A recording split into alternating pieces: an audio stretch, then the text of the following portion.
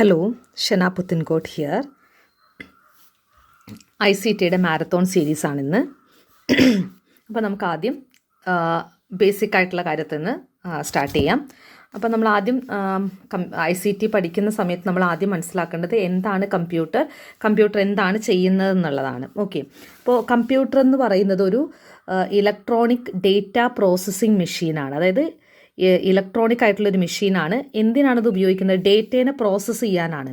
അപ്പോൾ എന്താണ് ഈ ഡേറ്റ? നമ്മൾ കമ്പ്യൂട്ടറിന് എന്താണോ കൊടുക്കുന്നത് അത് ഡേറ്റയാണ്. അപ്പോൾ കമ്പ്യൂട്ടർ എന്താണ് ചെയ്യുക? നമ്മൾ കൊടുക്കുന്ന ഡേറ്റേനെ ആക്സെപ്റ്റ് ചെയ്യും ആസ് ഇൻപുട്ട്, അല്ലേ? ഇപ്പം ഞാൻ കമ്പ്യൂട്ടറിനകത്തേക്ക് ഒരു സംഭവം ആഡ് ചെയ്യാൻ വേണ്ടിയിട്ട്, അതായത് ഞാനിപ്പോൾ കമ്പ്യൂട്ടറിനകത്തൊരു കാൽക്കുലേറ്റർ യൂസ് ചെയ്യുകയാണെന്ന് വിചാരിക്കാം. ഓക്കെ, അപ്പോൾ ഞാൻ 4 എന്ന് കൊടുത്തു, അതാണ് ഇൻപുട്ട്, അല്ലേ? അപ്പോൾ ഇൻപുട്ട് വഴി എൻ്റെ ഡേറ്റ ആക്സെപ്റ്റ് ചെയ്യുകയാണ് കമ്പ്യൂട്ടർ ചെയ്യുന്നത്. അപ്പോൾ ഞാൻ കീബോർഡിൽ 4 എന്ന് പ്രസ് ചെയ്തു, അല്ലേ? അപ്പോൾ അത് ഞാൻ കൊടുക്കുന്ന ഇൻപുട്ടാണ്. ഇൻപുട്ട് ഡിവൈസായ കീബോർഡിലൂടെ കമ്പ്യൂട്ടർ അത് ആക്സെപ്റ്റ് ചെയ്തു. ഇനി ഞാൻ ഈ കൊടുക്കുന്ന 4+2 എന്ന് പറയുന്ന ഡേറ്റ ഞാൻ കൊടുക്കുന്ന സമയത്ത് കമ്പ്യൂട്ടർ ഇത് സ്വീകരിക്കുകയാണ്, അല്ലേ? ഈ ഡേറ്റേനെ ആക്സെപ്റ്റ് ചെയ്യുകയാണ്. ഇനി കമ്പ്യൂട്ടർ എന്താ ചെയ്യുന്നത്? ഈ ഡേറ്റേനെ പ്രോസസ്സ് ചെയ്യും under the control of A set of instruction. നമ്മൾ കൊടുത്തിരിക്കുന്ന ഇൻസ്ട്രക്ഷൻ അനുസരിച്ച് ഈ ഡേറ്റേനെ കമ്പ്യൂട്ടർ എന്ത് ചെയ്യും? പ്രോസസ്സ് ചെയ്യും. പ്രോസസ്സ് ചെയ്തിട്ട് നമുക്ക് ഔട്ട്പുട്ട് തരും ത്രൂ ഔട്ട്പുട്ട് ഡിവൈസ്. അതായത് ഇപ്പോൾ ഞാൻ 4+2 എന്ന് ഇൻപുട്ട് കൊടുത്തു, കമ്പ്യൂട്ടർ ആ ഡേറ്റേനെ പ്രോസസ്സ് ചെയ്തിട്ട് ഔട്ട്പുട്ടായ 6 എന്നുള്ള റിസൾട്ട് എനിക്ക് ഔട്ട്പുട്ട് ഡിവൈസായ മോണിറ്ററിലൂടെ കാണിച്ചു തന്നു. ഇതാണ് ഒരു കമ്പ്യൂട്ടറിൽ നടക്കുന്ന ഫംഗ്ഷൻ എന്ന് പറയുന്നത്. ഓക്കെ, സോ ഇതാണ് നമ്മൾ കമ്പ്യൂട്ടറിനെ പറ്റി മനസ്സിലാക്കേണ്ടത്. ഇനി നമ്മൾ കമ്പ്യൂട്ടറിൻ്റെ പാർട്സ് നോക്കുകയാണെങ്കിൽ കമ്പ്യൂട്ടറിനെ നമുക്ക് 2ആയിട്ട് ഡിവൈഡ് ചെയ്യാം. കമ്പ്യൂട്ടർ പാർട്സിനെ ഹാർഡ്വെയർ എന്നും സോഫ്റ്റ്വെയർ എന്നും. ഓക്കെ, അപ്പോൾ കമ്പ്യൂട്ടറിൻ്റെ ഭാഗങ്ങളെ നമുക്ക് 2ആയിട്ട് ഡിവൈഡ് ചെയ്യാം, ഹാർഡ്വെയർ എന്നും സോഫ്റ്റ്വെയർ എന്നും. ഹാർഡ്വെയർ എന്ന് പറയുന്നത് കമ്പ്യൂട്ടറിൻ്റെ കാണാനും തൊടാനും ഒക്കെ പറ്റുന്ന ഭാഗത്തിനെയാണ് നമ്മൾ ഹാർഡ്വെയർ എന്ന് പറയുക. സോഫ്റ്റ്വെയർ എന്ന് പറയുന്ന പ്രോഗ്രാമുകളാണ്. ഇപ്പോൾ MS വേർഡ് അത് നമുക്ക് തൊടാൻ പറ്റില്ല. അതേസമയം കീബോർഡ്, മൗസ് ഇതൊക്കെ നമുക്ക് തൊടാൻ പറ്റുന്ന ഭാഗങ്ങളാണ്.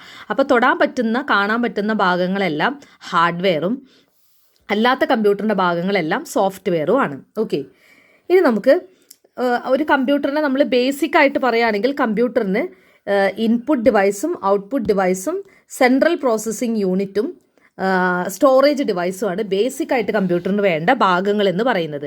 അപ്പോൾ ഇൻപുട്ട് കൊടുക്കാൻ ഇൻപുട്ട് ഡിവൈസ്, ഔട്ട്പുട്ട് കാണിച്ചു തരാൻ ഔട്ട്പുട്ട് ഡിവൈസ്, ഇതിനെ ഡേറ്റനെ പ്രോസസ്സ് ചെയ്യാൻ CPU സെൻട്രൽ പ്രോസസ്സിംഗ് യൂണിറ്റ്, ഈ ഡേറ്റനെ സ്റ്റോർ ചെയ്യാൻ വേണ്ടിയിട്ട് സ്റ്റോറേജ് ഡിവൈസ്. അതിപ്പോൾ നമുക്ക് കമ്പ്യൂട്ടറിൻ്റെ സ്റ്റോറേജ് ആവാം, അല്ലെങ്കിൽ നമ്മൾ കൊടുക്കുന്ന എക്സ്റ്റേണൽ സ്റ്റോറേജ് ആവാം. ഓക്കെ, ഇൻറ്റേർണൽ സ്റ്റോറേജോ എക്സ്റ്റേണൽ സ്റ്റോറേജോ ആവാം. അപ്പോൾ കമ്പ്യൂട്ടറിന് വേണ്ട 4 ബേസിക് ആയിട്ടുള്ള കാര്യങ്ങൾ ഏതൊക്കെയാണെന്ന് ചോദിച്ചിട്ടുണ്ടെങ്കിൽ ഇൻപുട്ട് ഡിവൈസുകൾ വേണം, ഔട്ട്പുട്ട് ഡിവൈസുകൾ വേണം, CPU വേണം, സ്റ്റോറേജ് ഡിവൈസും വേണം. ഓക്കെ, അപ്പോൾ ഇത് തന്നെ ഇത് ഏറ്റവും ബേസിക് ആയിട്ട് വേണ്ടതാണ്, കമ്പ്യൂട്ടറിന് വേണ്ടതാണ്. ഇൻപുട്ട്, ഔട്ട്പുട്ട്, CPU, അതുപോലെ സ്റ്റോറേജ് ഡിവൈസ്. ഇനി നമ്മൾ ബേസിക് ആയിട്ട് അല്ലെങ്കിൽ ജനറൽ ആയിട്ട് പറയുകയാണെങ്കിൽ ഒരു കമ്പ്യൂട്ടറിൻ്റെ ഭാഗങ്ങൾ എന്തൊക്കെയാണെന്ന് ചോദിച്ചു കഴിഞ്ഞാൽ ഹാർഡ്വെയറും സോഫ്റ്റ്വെയറും ആണ്. അപ്പോൾ അതിനകത്ത് നമ്മൾ ഓരോന്നായിട്ട് നോക്കാം. പിന്നെ കമ്പ്യൂട്ടറിൻ്റെ ഫാദർ ആരാണ്? ചാൾസ് ബാബേജ് ആണ്. അതൊന്നും ഞാൻ സ്ലൈഡിൽ ഉൾപ്പെടുത്തിയിട്ടില്ല, അത് ജസ്റ്റ് ഒരു ഇൻഫർമേഷൻ എന്നുള്ള രീതിയിൽ പറയുന്നതാണ്. ചാൾസ് ബാബേജ് ആണ് കമ്പ്യൂട്ടറിൻ്റെ ഫാദർ എന്നറിയപ്പെടുന്നത്. ഓക്കെ, അദ്ദേഹമാണ് ആദ്യമായിട്ട് മെക്കാനിക്കൽ കമ്പ്യൂട്ടർ ഡിസൈൻ ചെയ്തത് എന്നുള്ള കാര്യം കൂടെ ഓർക്കുക. Okay, first mechanical computer design ചെയ്തത് ചാൾസ് ബാബേജ് ആണ്. അതിനെ അനലിറ്റിക്കൽ എൻജിൻ എന്നാണ് വിളിച്ചിരുന്നത്. ഓക്കെ, കമ്പ്യൂട്ടറിൻ്റെ 4 ബേസിക് ആയിട്ടുള്ള ഭാഗങ്ങൾ input, output, central processing unit, storage device. ഇനി നമ്മൾ കമ്പ്യൂട്ടർ പാർട്സ് ബേസിക് ആയിട്ട് പറയുകയാണെങ്കിൽ ഹാർഡ്വെയർ ഉണ്ട്, സോഫ്റ്റ്വെയർ ഉണ്ട്. ഹാർഡ്വെയർ നേരത്തെ പറഞ്ഞ പോലെ കാണാനും തൊടാനും ഒക്കെ പറ്റുന്ന ഭാഗങ്ങളാണ്. ഇൻപുട്ട് ഡിവൈസ്, ഔട്ട്പുട്ട് ഡിവൈസ്, അതുപോലെ തന്നെ റിമൂവബിൾ ഡേറ്റ സ്റ്റോറേജ്, കമ്പ്യൂട്ടറിൻ്റെ കേസ്, ഡേറ്റ പോർട്ടുകൾ, ഇതെല്ലാം ഹാർഡ്വെയറിൽ വരും. അതായത് ഇൻപുട്ട് ഡിവൈസുകളെല്ലാം, ഔട്ട്പുട്ട് ഡിവൈസുകളെല്ലാം, റിമൂവബിൾ ഡേറ്റ സ്റ്റോറേജ്, പെൻഡ്രൈവ് ആയിക്കോട്ടെ, CD ആയിക്കോട്ടെ, DVD ആയിക്കോട്ടെ, ഇതെല്ലാം എന്താണ്? റിമൂവബിൾ ഡേറ്റ സ്റ്റോറേജ് ആണ്. കമ്പ്യൂട്ടറിൻ്റെ കേസ്, അല്ലേ? കമ്പ്യൂട്ടറിൻ്റെ ആ ഒരു കേസ് അല്ലേ, അത് മദർ ബോർഡൊക്കെ അടങ്ങുന്ന കമ്പ്യൂട്ടറിൻ്റെ കേസ് ഒരു ഹാർഡ്വെയർ ആണ്. പിന്നെ ഡേറ്റ പോർട്ടുകൾ, നമ്മളിപ്പോൾ നമ്മുടെ ചാർജിങ് പോർട്ടായിക്കോട്ടെ, പിന്നെ നമ്മുടെ ഹെഡ്സെറ്റ് കണക്ട് ചെയ്യുന്ന പോർട്ടായിക്കോട്ടെ, അങ്ങനെ കമ്പ്യൂട്ടറിൻ്റെ അല്ലെങ്കിൽ ഫോണിൻ്റെയൊക്കെ പോർട്ടുകളെയാണ് ഡേറ്റ പോർട്ട് എന്ന് പറയാം. ഇത്രയാണ് ഹാർഡ്വെയറിൽ വരുന്നത്. ഇനി നമുക്ക് സോഫ്റ്റ്വെയർ നോക്കാം. സോഫ്റ്റ്വെയർ എന്ന് പറയുന്നത് നമുക്ക് തൊടാൻ പറ്റാത്ത കാണാൻ പറ്റാത്ത ഭാഗങ്ങളെയാണ് സോഫ്റ്റ്വെയർ എന്ന് പറയാം. ഓക്കെ, സോഫ്റ്റ്വെയറിന് നമുക്ക് മൂന്നായിട്ട് ബേസിക്കായിട്ട് ഡിവൈഡ് ചെയ്യാം.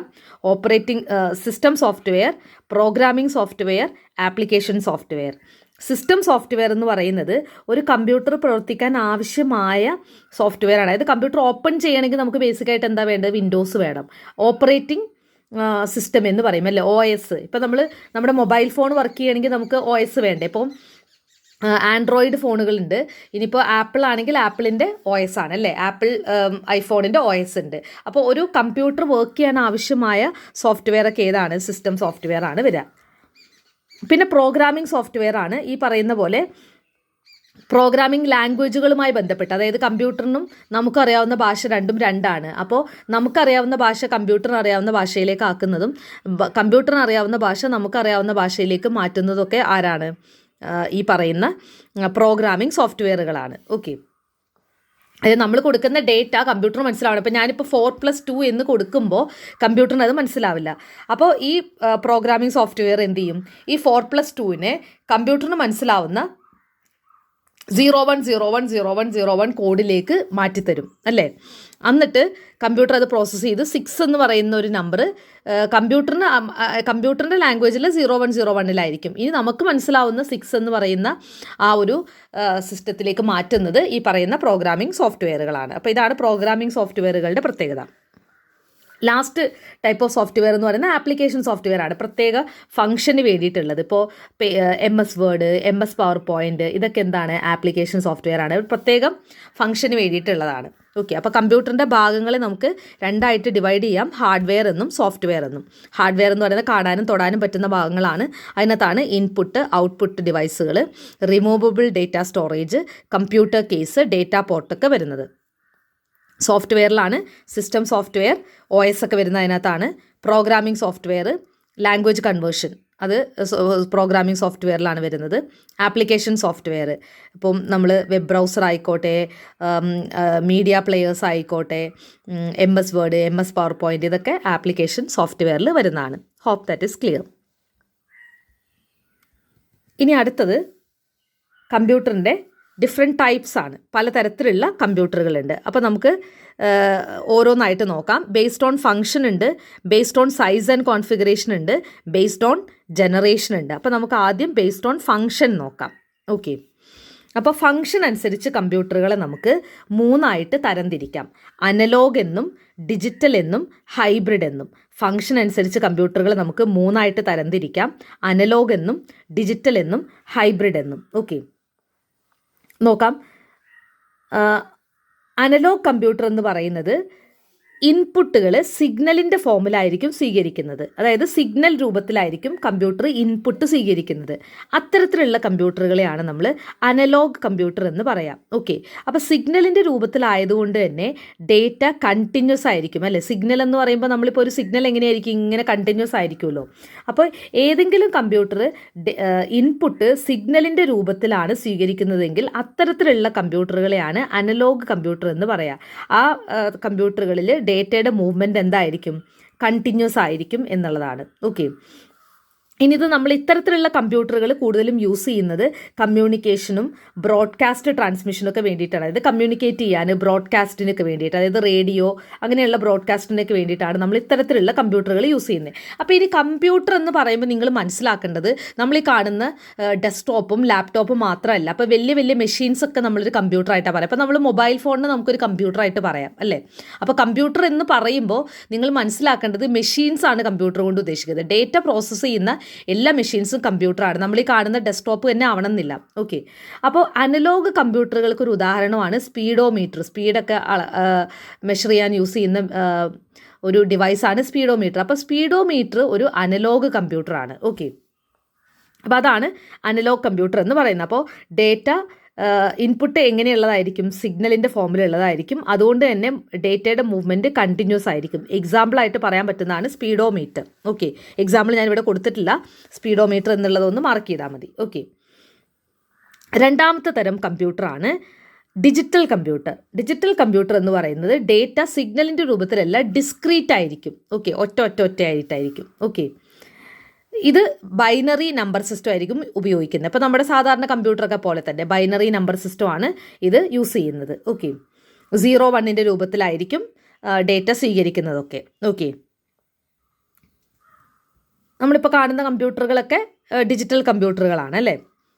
അടുത്തത് ഹൈബ്രിഡ് കമ്പ്യൂട്ടറാണ്. ഹൈബ്രിഡ് കമ്പ്യൂട്ടർ എന്ന് പറയുന്നത് ഈ പറയുന്ന അനലോഗ് കമ്പ്യൂട്ടറിൻ്റെയും ഡിജിറ്റൽ കമ്പ്യൂട്ടറിൻ്റെയും ഒരു കോമ്പിനേഷനാണ്. ഓക്കെ, അപ്പോൾ ഈ ഹൈബ്രിഡ് കമ്പ്യൂട്ടറുകളുടെ പ്രത്യേകത, അപ്പോൾ നമ്മൾ ഹൈബ്രിഡ് വാഹനങ്ങളില്ലേ, അതുപോലെ തന്നെ പെട്രോളും EVയും കൂടെ രണ്ട് കമ്പൈൻ ചെയ്താണല്ലോ ഹൈബ്രിഡ് എന്ന് പറയുന്നത്. അപ്പോൾ അതുപോലെ തന്നെ ഹൈബ്രിഡ് കമ്പ്യൂട്ടേഴ്സ് എന്ന് പറയുന്നത് അനലോജിക് കമ്പ്യൂട്ടറിൻ്റെ സ്പീഡും ഡിജിറ്റൽ കമ്പ്യൂട്ടറിൻ്റെ അക്യുറസിയും ചേർന്നതാണ് ഹൈബ്രിഡ് കമ്പ്യൂട്ടർ എന്ന് പറയുന്നത്. അപ്പോൾ ഏത് കമ്പ്യൂട്ടറിനാണ് സ്പീഡ് ഉള്ളത്? അനലോഗ് കമ്പ്യൂട്ടറിനാണ്. പക്ഷേ അതിനെന്തില്ല? അക്യുറസി ഇല്ല. പക്ഷേ ഹൈബ്രിഡ് കമ്പ്യൂട്ടർ എന്ന് പറയുമ്പോൾ അനലോഗ് കമ്പ്യൂട്ടറിൻ്റെ സ്പീഡും ഡിജിറ്റൽ കമ്പ്യൂട്ടറിൻ്റെ അക്യുറസിയും കൂടെ ചേർന്നതാണ്. ഓക്കെ, അപ്പോൾ അതാണ് ഫംഗ്ഷൻ അനുസരിച്ച് നമുക്ക് കമ്പ്യൂട്ടറുകളെ അനലോഗ് എന്നും ഡിജിറ്റൽ എന്നും ഹൈബ്രിഡ് എന്നും തരംതിരിക്കാം. ഓക്കെ, അടുത്തത് based on size and configuration. സൈസും കോൺഫിഗറേഷനും അനുസരിച്ച് നമുക്ക് കമ്പ്യൂട്ടറുകളെ 5 തരംതിരിക്കാം അല്ലേ. സൈസും കോൺഫിഗറേഷനും അനുസരിച്ച് നമുക്ക് കമ്പ്യൂട്ടറുകളെ 5 തരംതിരിക്കാം. അതിൽ ഒന്നാമത്തത് മൈക്രോ കമ്പ്യൂട്ടറാണ്. മൈക്രോ കമ്പ്യൂട്ടർ എന്ന് പറയുമ്പോൾ it is also called PC അല്ലേ, പേഴ്സണൽ കമ്പ്യൂട്ടർ. സിംഗിൾ യൂസർ കമ്പ്യൂട്ടറാണ്. ഓക്കെ, ഒരാൾക്ക് മാത്രം ഉപയോഗിക്കാൻ പറ്റുന്ന കമ്പ്യൂട്ടറാണ്. അതായത് വലുപ്പത്തിൽ ഏറ്റവും കുറഞ്ഞതാണ് മൈക്രോ കമ്പ്യൂട്ടർ എന്ന് പറയുന്നത്. ഏറ്റവും ചെറിയ കമ്പ്യൂട്ടർ ഏതാണെന്ന് ചോദിച്ചു കഴിഞ്ഞാൽ മൈക്രോ കമ്പ്യൂട്ടറാണ്. സിംഗിൾ യൂസറാണ്. ഒരാൾക്ക് യൂസ് ചെയ്യാൻ പറ്റുന്ന കമ്പ്യൂട്ടർ എന്ന് പറയുമ്പോൾ അതിനനുസരിച്ചിട്ടുള്ള മൈക്രോ പ്രോസസ്സറേ കാണുള്ളൂ അല്ലേ. അതിൻ്റെ മൈക്രോ പ്രോസസ്സർ അത്ര പവർഫുൾ ആയിരിക്കില്ല, മോഡറേറ്റ്ലി പവർഫുൾ ആയിരിക്കും. കാരണം ഒരാൾക്ക് ഉപയോഗിക്കേണ്ട കമ്പ്യൂട്ടർ എന്ന് പറയുമ്പോൾ അത്രയും പവർ മതി അല്ലേ. അപ്പോൾ മോഡറേറ്റ്ലി പവർഫുൾ ആയിട്ടുള്ള മൈക്രോ പ്രോസസ്സർ ആയിരിക്കും. ഓക്കെ, അപ്പോൾ നമ്മുടെ ലാപ്ടോപ്പൊക്കെ ഡെസ്ക്ടോപ്പ് കമ്പ്യൂട്ടറൊക്കെ മൈക്രോ കമ്പ്യൂട്ടറുകൾക്ക് ഉദാഹരണമാണ് അല്ലേ. നമ്മൾ ഒരാൾ ഉപയോഗിക്കാൻ പറ്റുന്ന സിസ്റ്റങ്ങളാണ് അല്ലേ. ലാപ്ടോപ്പ് ആയിക്കോട്ടെ, ഡെസ്ക്ടോപ്പ് കമ്പ്യൂട്ടർ ആയിക്കോട്ടെ, ഇതെല്ലാം. ഓക്കെ, ഇനി വർക്ക് സ്റ്റേഷൻ എന്ന് പറയുന്നത് മൈക്രോ കമ്പ്യൂട്ടറേക്കാളും കുറച്ചും കൂടെ വലിയ കമ്പ്യൂട്ടറാണ് വർക്ക് സ്റ്റേഷൻ എന്ന് പറയുന്നത്. ഓക്കെ, സിംഗിൾ യൂസർ തന്നെയാണ്, പക്ഷേ മൈക്രോ കമ്പ്യൂട്ടറുകളെക്കാളും കുറച്ചും കൂടി പവർഫുൾ ആയിട്ടുള്ള മൈക്രോ പ്രോസസ്സർ ആയിരിക്കും വർക്ക് സ്റ്റേഷൻ ഉണ്ടാവുക. മൈക്രോ കമ്പ്യൂട്ടേഴ്സിനേക്കാളും കുറച്ചും കൂടെ പവർഫുൾ ആയിട്ടുള്ള മൈക്രോ പ്രോസസ്സർ ആയിരിക്കും വർക്ക് സ്റ്റേഷന് ഉണ്ടാവുക. ഓക്കെ, അതാണ് വർക്ക് സ്റ്റേഷൻ, മൈക്രോ കമ്പ്യൂട്ടറുകളെക്കാളും കുറച്ചും കൂടെ വലുത്. ഇനി മിനി കമ്പ്യൂട്ടർ എന്ന് പറയുന്നത് നേരത്തെ പറഞ്ഞ വർക്ക് സ്റ്റേഷനേക്കാളും കുറച്ചും കൂടെ വലിയ കമ്പ്യൂട്ടറാണ്. അതുപോലെ തന്നെ ഇതിന് ഒരേ സമയത്ത് ഹൺഡ്രഡ്സ് ഓഫ് യൂസേഴ്സിന് എന്ത് ചെയ്യാം? സപ്പോർട്ട് ചെയ്യാം. ഓക്കെ, അതായത് ഒന്നിൽ കൂടുതൽ യൂസേഴ്സിന് ഉപയോഗിക്കാൻ പറ്റുന്ന കമ്പ്യൂട്ടറാണ് മിനി കമ്പ്യൂട്ടേഴ്സ്. അപ്പം നേരത്തെ പറഞ്ഞ മൈക്രോ ആണെങ്കിലും വർക്ക് സ്റ്റേഷൻ ആണെങ്കിലും ഒരു സമയത്ത് ഒരാൾക്ക് മാത്രമേ ഉപയോഗിക്കാൻ പറ്റുള്ള സിസ്റ്റം. മിനി കമ്പ്യൂട്ടേഴ്സിൽ എത്തുമ്പോഴത്തേക്കും 100ഓളം ആളുകൾക്ക് എന്ത് ചെയ്യാം? ഒരേ സമയത്ത് ആ കമ്പ്യൂട്ടർ യൂസ് ചെയ്യാം. So that is mini computers. അടുത്തതാണ് മെയിൻ ഫ്രെയിം കമ്പ്യൂട്ടേഴ്സ്. ഇതിനൊരു പ്രത്യേകത, ഒരു സെക്കൻഡിൽ മില്യൺസ് ഓഫ് ഇൻസ്ട്രക്ഷൻ ഇതിന് പ്രോസസ്സ് ചെയ്യാൻ പറ്റും. അപ്പോൾ അത്രയും പവർഫുൾ ആയിട്ടുള്ള മൈക്രോ പ്രോസസ്സർ ആയിരിക്കും മെയിൻ ഫ്രെയിം കമ്പ്യൂട്ടറിൽ യൂസ് ചെയ്തിട്ടുണ്ടാവുക. കമ്പ്യൂട്ടറിൻ്റെ സൈസ് ലാർജ് ആയിരിക്കും, പവർഫുൾ ആയിരിക്കും, പിന്നെ ഒബ്വിയസ്ലി മൾട്ടി യൂസർ കമ്പ്യൂട്ടർ ആയിരിക്കും. ഓക്കെ, ഇതാണ് ഈ തരത്തിലുള്ള മെയിൻ ഫ്രെയിം കമ്പ്യൂട്ടറാണ് ബാങ്കിൽ അതുപോലെ തന്നെ റെയിൽവേയിലൊക്കെ ഉപയോഗിക്കുന്നത്. നമ്മൾ സാധാരണ വീട്ടിൽ ഉപയോഗിക്കുന്ന കമ്പ്യൂട്ടർ യൂസ് ചെയ്യാൻ പറ്റില്ലല്ലോ റെയിൽവേയിലും ബാങ്കിലും ഒക്കെ. കാരണം ഒത്തിരി ഇൻസ്ട്രക്ഷൻസ് എന്ത് ചെയ്യണം, ഒരേ സമയത്ത് തന്നെ പ്രോസസ്സ് ചെയ്യേണ്ടതാണ്. അതുപോലെ തന്നെ ഒരുപാട് ആളുകൾക്ക് ഒരേ സമയത്ത് യൂസ് ചെയ്യേണ്ടതാണ്. അതുകൊണ്ട് അവിടെയൊക്കെ യൂസ് ചെയ്യുന്നത് മെയിൻ ഫ്രെയിം കമ്പ്യൂട്ടേഴ്സ് ആയിരിക്കും എന്നുള്ള കാര്യം ഓർക്കുക. ഓക്കെ, വലിപ്പത്തിൽ മിനിയേക്കാളും വർക്ക് സ്റ്റേഷനേക്കാളും മൈക്രോ കമ്പ്യൂട്ടറിനേക്കാളും ഒക്കെ വലുതായിരിക്കും. ലാസ്റ്റ് കാറ്റഗറിയാണ് സൂപ്പർ കമ്പ്യൂട്ടേഴ്സ് എന്ന് പറയുന്നത്. ബിഗ്ഗസ്റ്റ് ഇൻ സൈസാണ്. ഈ പറയുന്ന എല്ലാ കമ്പ്യൂട്ടറിലും ഏറ്റവും വലിപ്പം കൂടിയത് സൂപ്പർ കമ്പ്യൂട്ടേഴ്സാണ്.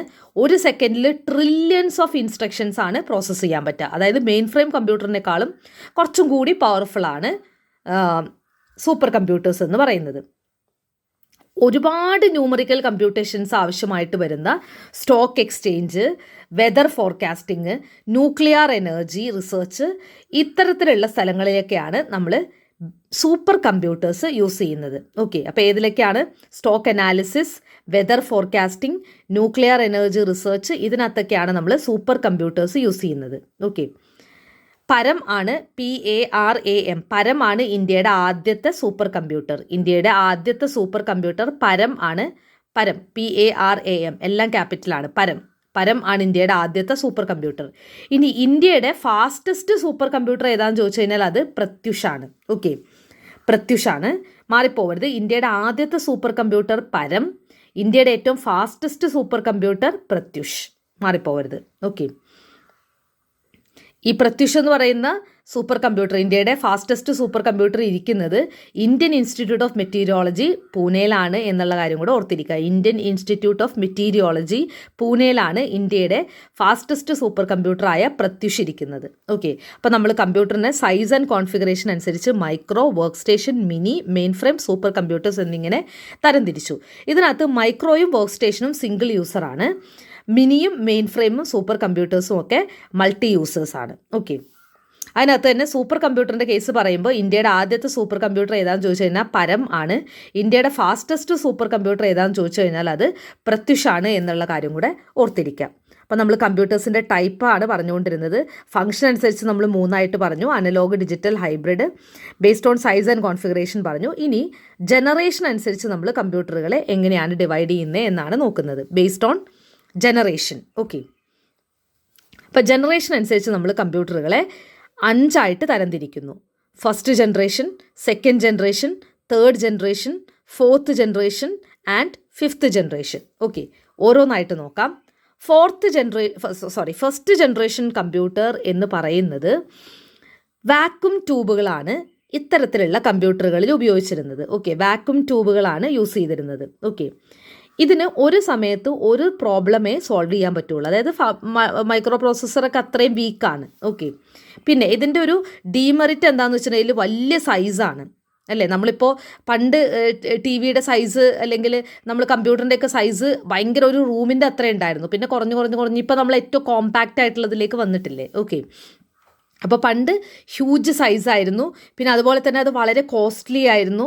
ഒരുപാട് ഹീറ്റ് ജനറേറ്റ് ചെയ്യുമായിരുന്നു. പെട്ടെന്ന് ചൂടാവുന്ന തരത്തിലുള്ള കമ്പ്യൂട്ടറായിരുന്നു ഈ പറയുന്ന ഫസ്റ്റ് ജനറേഷൻ കമ്പ്യൂട്ടർ എന്ന് പറയുന്നത്. അപ്പോൾ huge size, very costly, generate lot of heat കൂടുതൽ ജനറേറ്റ് ചെയ്യുന്നതുകൊണ്ട് തന്നെ അത് ഒരുപാട് ഇലക്ട്രിസിറ്റിയും കൺസ്യൂം ചെയ്യും. Okay, consume lot of electricity. അപ്പോൾ ഇതാണ് ഫസ്റ്റ് ജനറേഷൻ കമ്പ്യൂട്ടേഴ്സ് എന്ന് പറയുന്നത്. അപ്പോൾ ഫസ്റ്റ് ജനറേഷൻ കമ്പ്യൂട്ടറിൻ്റെ ഒരു കാലഘട്ടം എപ്പോഴാണെന്ന് ചോദിച്ചിട്ടുണ്ടെങ്കിൽ 1940 മുതൽ 56 വരെയാണ്. 1940 മുതൽ 1956 വരെ, 1940 to 1956 വരെയുള്ള സമയത്തുണ്ടായിരുന്ന കമ്പ്യൂട്ടറുകളാണ് ഫസ്റ്റ് ജനറേഷൻ കമ്പ്യൂട്ടർ എന്ന് പറയുന്നത്. വാക്യൂം ട്യൂബുകളാണ് ഉപയോഗിച്ചിരുന്നത്. പിന്നെ അതുപോലെ തന്നെ ഒരു സമയത്ത് ഒരു പ്രോബ്ലം മാത്രമേ സോൾവ് ചെയ്യാൻ പറ്റുമായിരുന്നുള്ളൂ. വലിയ സൈസായിരുന്നു, ഭയങ്കര കോസ്റ്റ്ലി ആയിരുന്നു, ഒരുപാട് ഹീറ്റ് ജനറേറ്റ് ചെയ്യുമായിരുന്നു, അതുപോലെ തന്നെ ഒരുപാട് ഇലക്ട്രിസിറ്റി കൺസ്യൂം ചെയ്യുമായിരുന്നു. ഓക്കെ, രണ്ടാമത്തെ കാറ്റഗറിയാണ് സെക്കൻഡ് ജനറേഷൻ എന്ന് പറയുന്നത്. 1956 മുതൽ 1963 വരെയുള്ള കാലഘട്ടത്തിലാണ് സെക്കൻഡ് ജനറേഷൻ കമ്പ്യൂട്ടർ ഉണ്ടായിരുന്നത്. 1956 മുതൽ 63 വരെയുള്ളത്. ഓക്കെ, ഇതിനകത്ത് യൂസ് ചെയ്തിരുന്നത് ട്രാൻസിസ്റ്ററുകളാണ് ഇതിനകത്ത് ഉപയോഗിച്ചിരുന്നത്. ഓക്കെ, വാക്യൂം ട്യൂബിന് പകരം ട്രാൻസിസ്റ്ററുകളാണ് ഉപയോഗിച്ചിരുന്നത്. പിന്നെ ഫസ്റ്റ് ജനറേഷൻ കമ്പ്യൂട്ടറിൻ്റെ എക്സാമ്പിളാണ് ENIAC-ഉം EDVAC-ഉം ഒക്കെ. അത് അത്ര ഇമ്പോർട്ടൻ്റ് അല്ല, അതുകൊണ്ടാണ് ഞാൻ പറയാതിരുന്നത്. ഓക്കെ, അപ്പോൾ സെക്കൻഡ് ജനറേഷൻ കമ്പ്യൂട്ടറിൽ വാക്യൂം ട്യൂബിന് പകരം ട്രാൻസിസ്റ്റേഴ്സ് ആയി എന്നുള്ള കാര്യം ഓർക്കുക. ഓക്കെ, 1956 മുതൽ 63 വരെയാണ്. Next third generation കമ്പ്യൂട്ടേഴ്സാണ്. 1964 മുതൽ 1971 വരെയുള്ള കാലഘട്ടമാണ്. ഓക്കെ, ഇതിനകത്ത് ഉപയോഗിച്ചിരുന്നത് IC ആണ്, ഇൻ്റഗ്രേറ്റഡ് സർക്യൂട്ട്. നമ്മൾ ഈ കാണുന്ന ചിപ്പൊക്കെ ഉണ്ടല്ലോ, അതായിരുന്നു തേർഡ് ജനറേഷൻ കമ്പ്യൂട്ടറിൽ യൂസ് ചെയ്തിരുന്ന IC-കളാണ്. ഓക്കെ, ഫാസ്റ്റർ ആയിരുന്നു, കുറച്ചും കൂടെ സ്മോളറാണ്, റിലയബിളാണ്, ചീപ്പറാണ്. ഓക്കെ, ഇനി ഫോർത്ത് ജനറേഷൻ കമ്പ്യൂട്ടേഴ്സ് വരുന്നത് 1971 മുതൽ 1988 വരെയാണ്. 1971 to 1988 ഫോർത്ത് ജനറേഷൻ കമ്പ്യൂട്ടർ. ഇവിടെ ഉപയോഗിച്ചിരുന്ന ടെക്നോളജി വെരി ലാർജ് സ്കെയിൽ ഇൻ്റഗ്രേഷനാണ്. IC-ക്ക് പകരം വെരി ലാർജ് സ്കെയിൽ ഇൻ്റഗ്രേഷനാണ് യൂസ് ചെയ്തിരുന്നത്. ഓക്കെ, അടുത്തത് ഫിഫ്ത്ത് ജനറേഷൻ കമ്പ്യൂട്ടേഴ്സാണ്. 1988 മുതൽ ഇപ്പോൾ ഉള്ള സമയം വരെയുള്ള കമ്പ്യൂട്ടേഴ്സ് നമ്മൾ ഫിഫ്ത്ത് ജനറേഷൻ കമ്പ്യൂട്ടറിലാണ് പ്ലേസ് ചെയ്യുക. ഓക്കെ, ഇതിൽ യൂസ് ചെയ്തിരുന്ന ടെക്നോളജി എന്താണെന്ന് വെച്ചിട്ടുണ്ടെങ്കിൽ അൾട്രാ ലാർജ് സ്കെയിൽ ഇൻ്റഗ്രേഷൻ ആണ്. ഓക്കെ, അപ്പോൾ ഫസ്റ്റ് ജനറേഷൻ വാക്യൂം ട്യൂബുകൾ, second generation transistors, third generation IC, fourth generation VLSI very large scale integration, fifth generation ultra large scale integration. അപ്പോൾ നമ്മൾ കമ്പ്യൂട്ടറിൻ്റെ ടൈപ്പുകളാണ് നമ്മൾ നോക്കിയത്. I am sorry.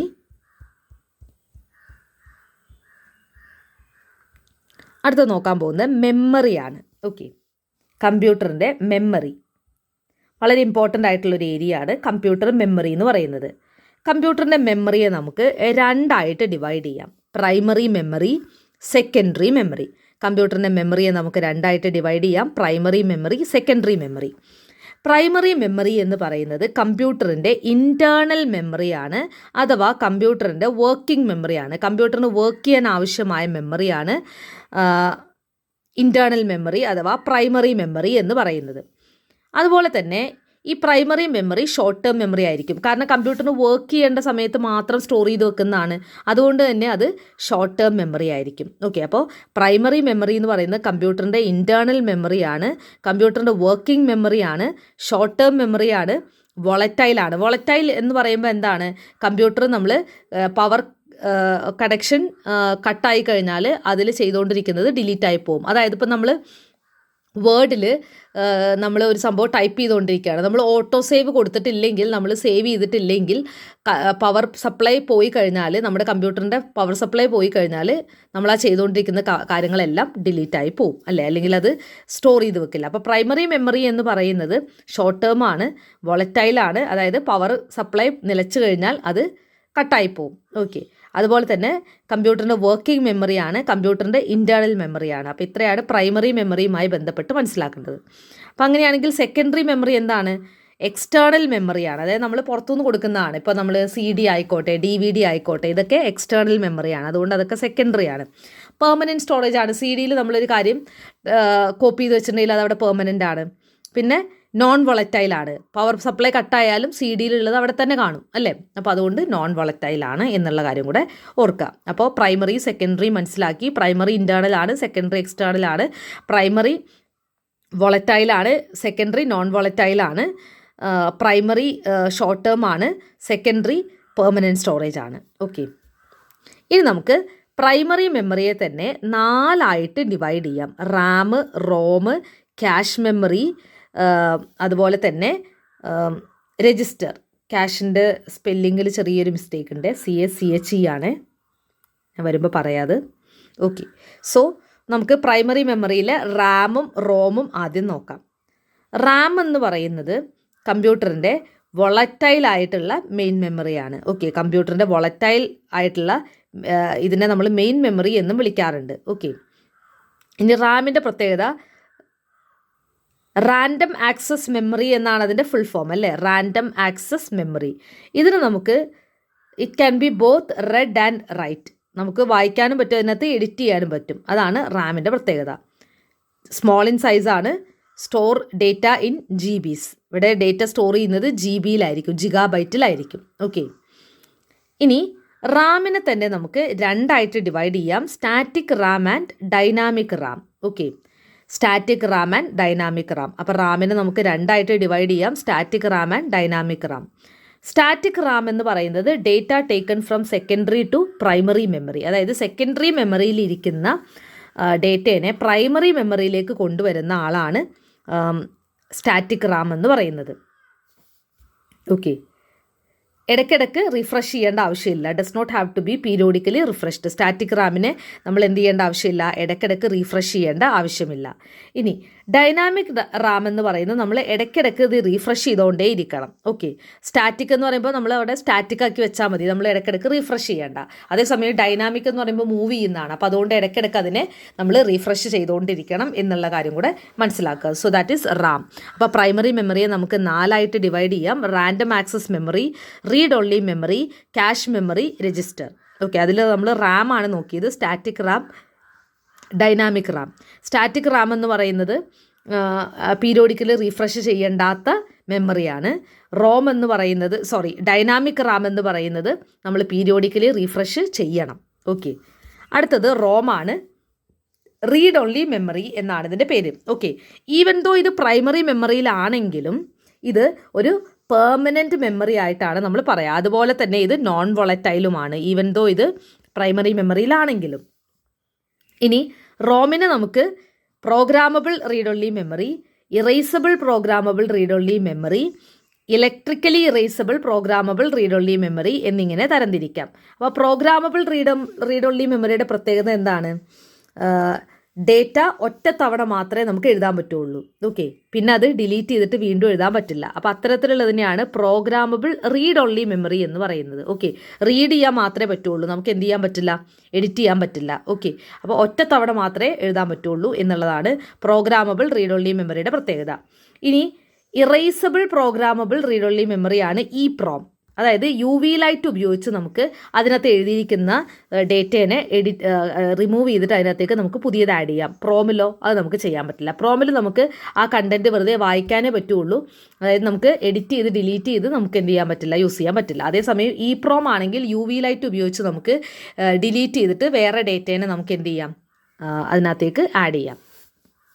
ഇനി EEPROM electrically erasable programmable read only memory. Electric charge ഉപയോഗിച്ചിട്ട് എന്ത് ചെയ്യുകയാണ്? നേരത്തെ EEPROMൽ UV ലൈറ്റ് ഉപയോഗിച്ചിട്ടാണ് പ്രോഗ്രാം ഡിലീറ്റ് ചെയ്യുന്നതെങ്കിൽ ഇവിടെ ഇലക്ട്രിക്കൽ സിഗ്നലുകൾ ഉപയോഗിച്ചിട്ട് ഇലക്ട്രിക്കൽ ചാർജ് യൂസ് ചെയ്തിട്ട് എന്ത് ചെയ്യുകയാണ്? ഡേറ്റേനെ ഡിലീറ്റ് ചെയ്യുന്ന പ്രോസസ്സാണ് electrically erasable programmable read only memory എന്ന് പറയുന്നത്. ഓക്കെ, അടുത്തത് cash മെമ്മറിയാണ്. CACHE ക്യാഷാണ്.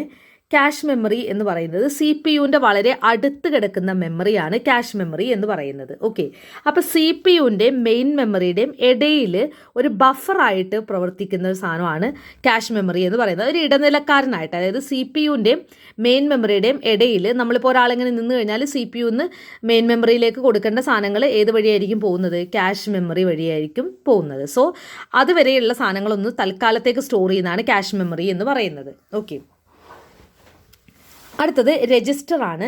A type of computer memory that stores frequently accessed data and instruction for processor to quickly retrieve and process. നമ്മൾ എപ്പോഴും ഉപയോഗിക്കുന്ന ഡേറ്റകൾ ഈ പറയുന്ന രജിസ്റ്ററിലായിരിക്കും സ്റ്റോർ ചെയ്യുക. അപ്പോൾ ഈ ക്യാഷ് മെമ്മറി, രജിസ്റ്റർ മെമ്മറി ഒന്നും എന്തല്ല? പെർമനൻറ്റ് മെമ്മറി അല്ല എന്നുള്ള കാര്യം മനസ്സിലാക്കുക.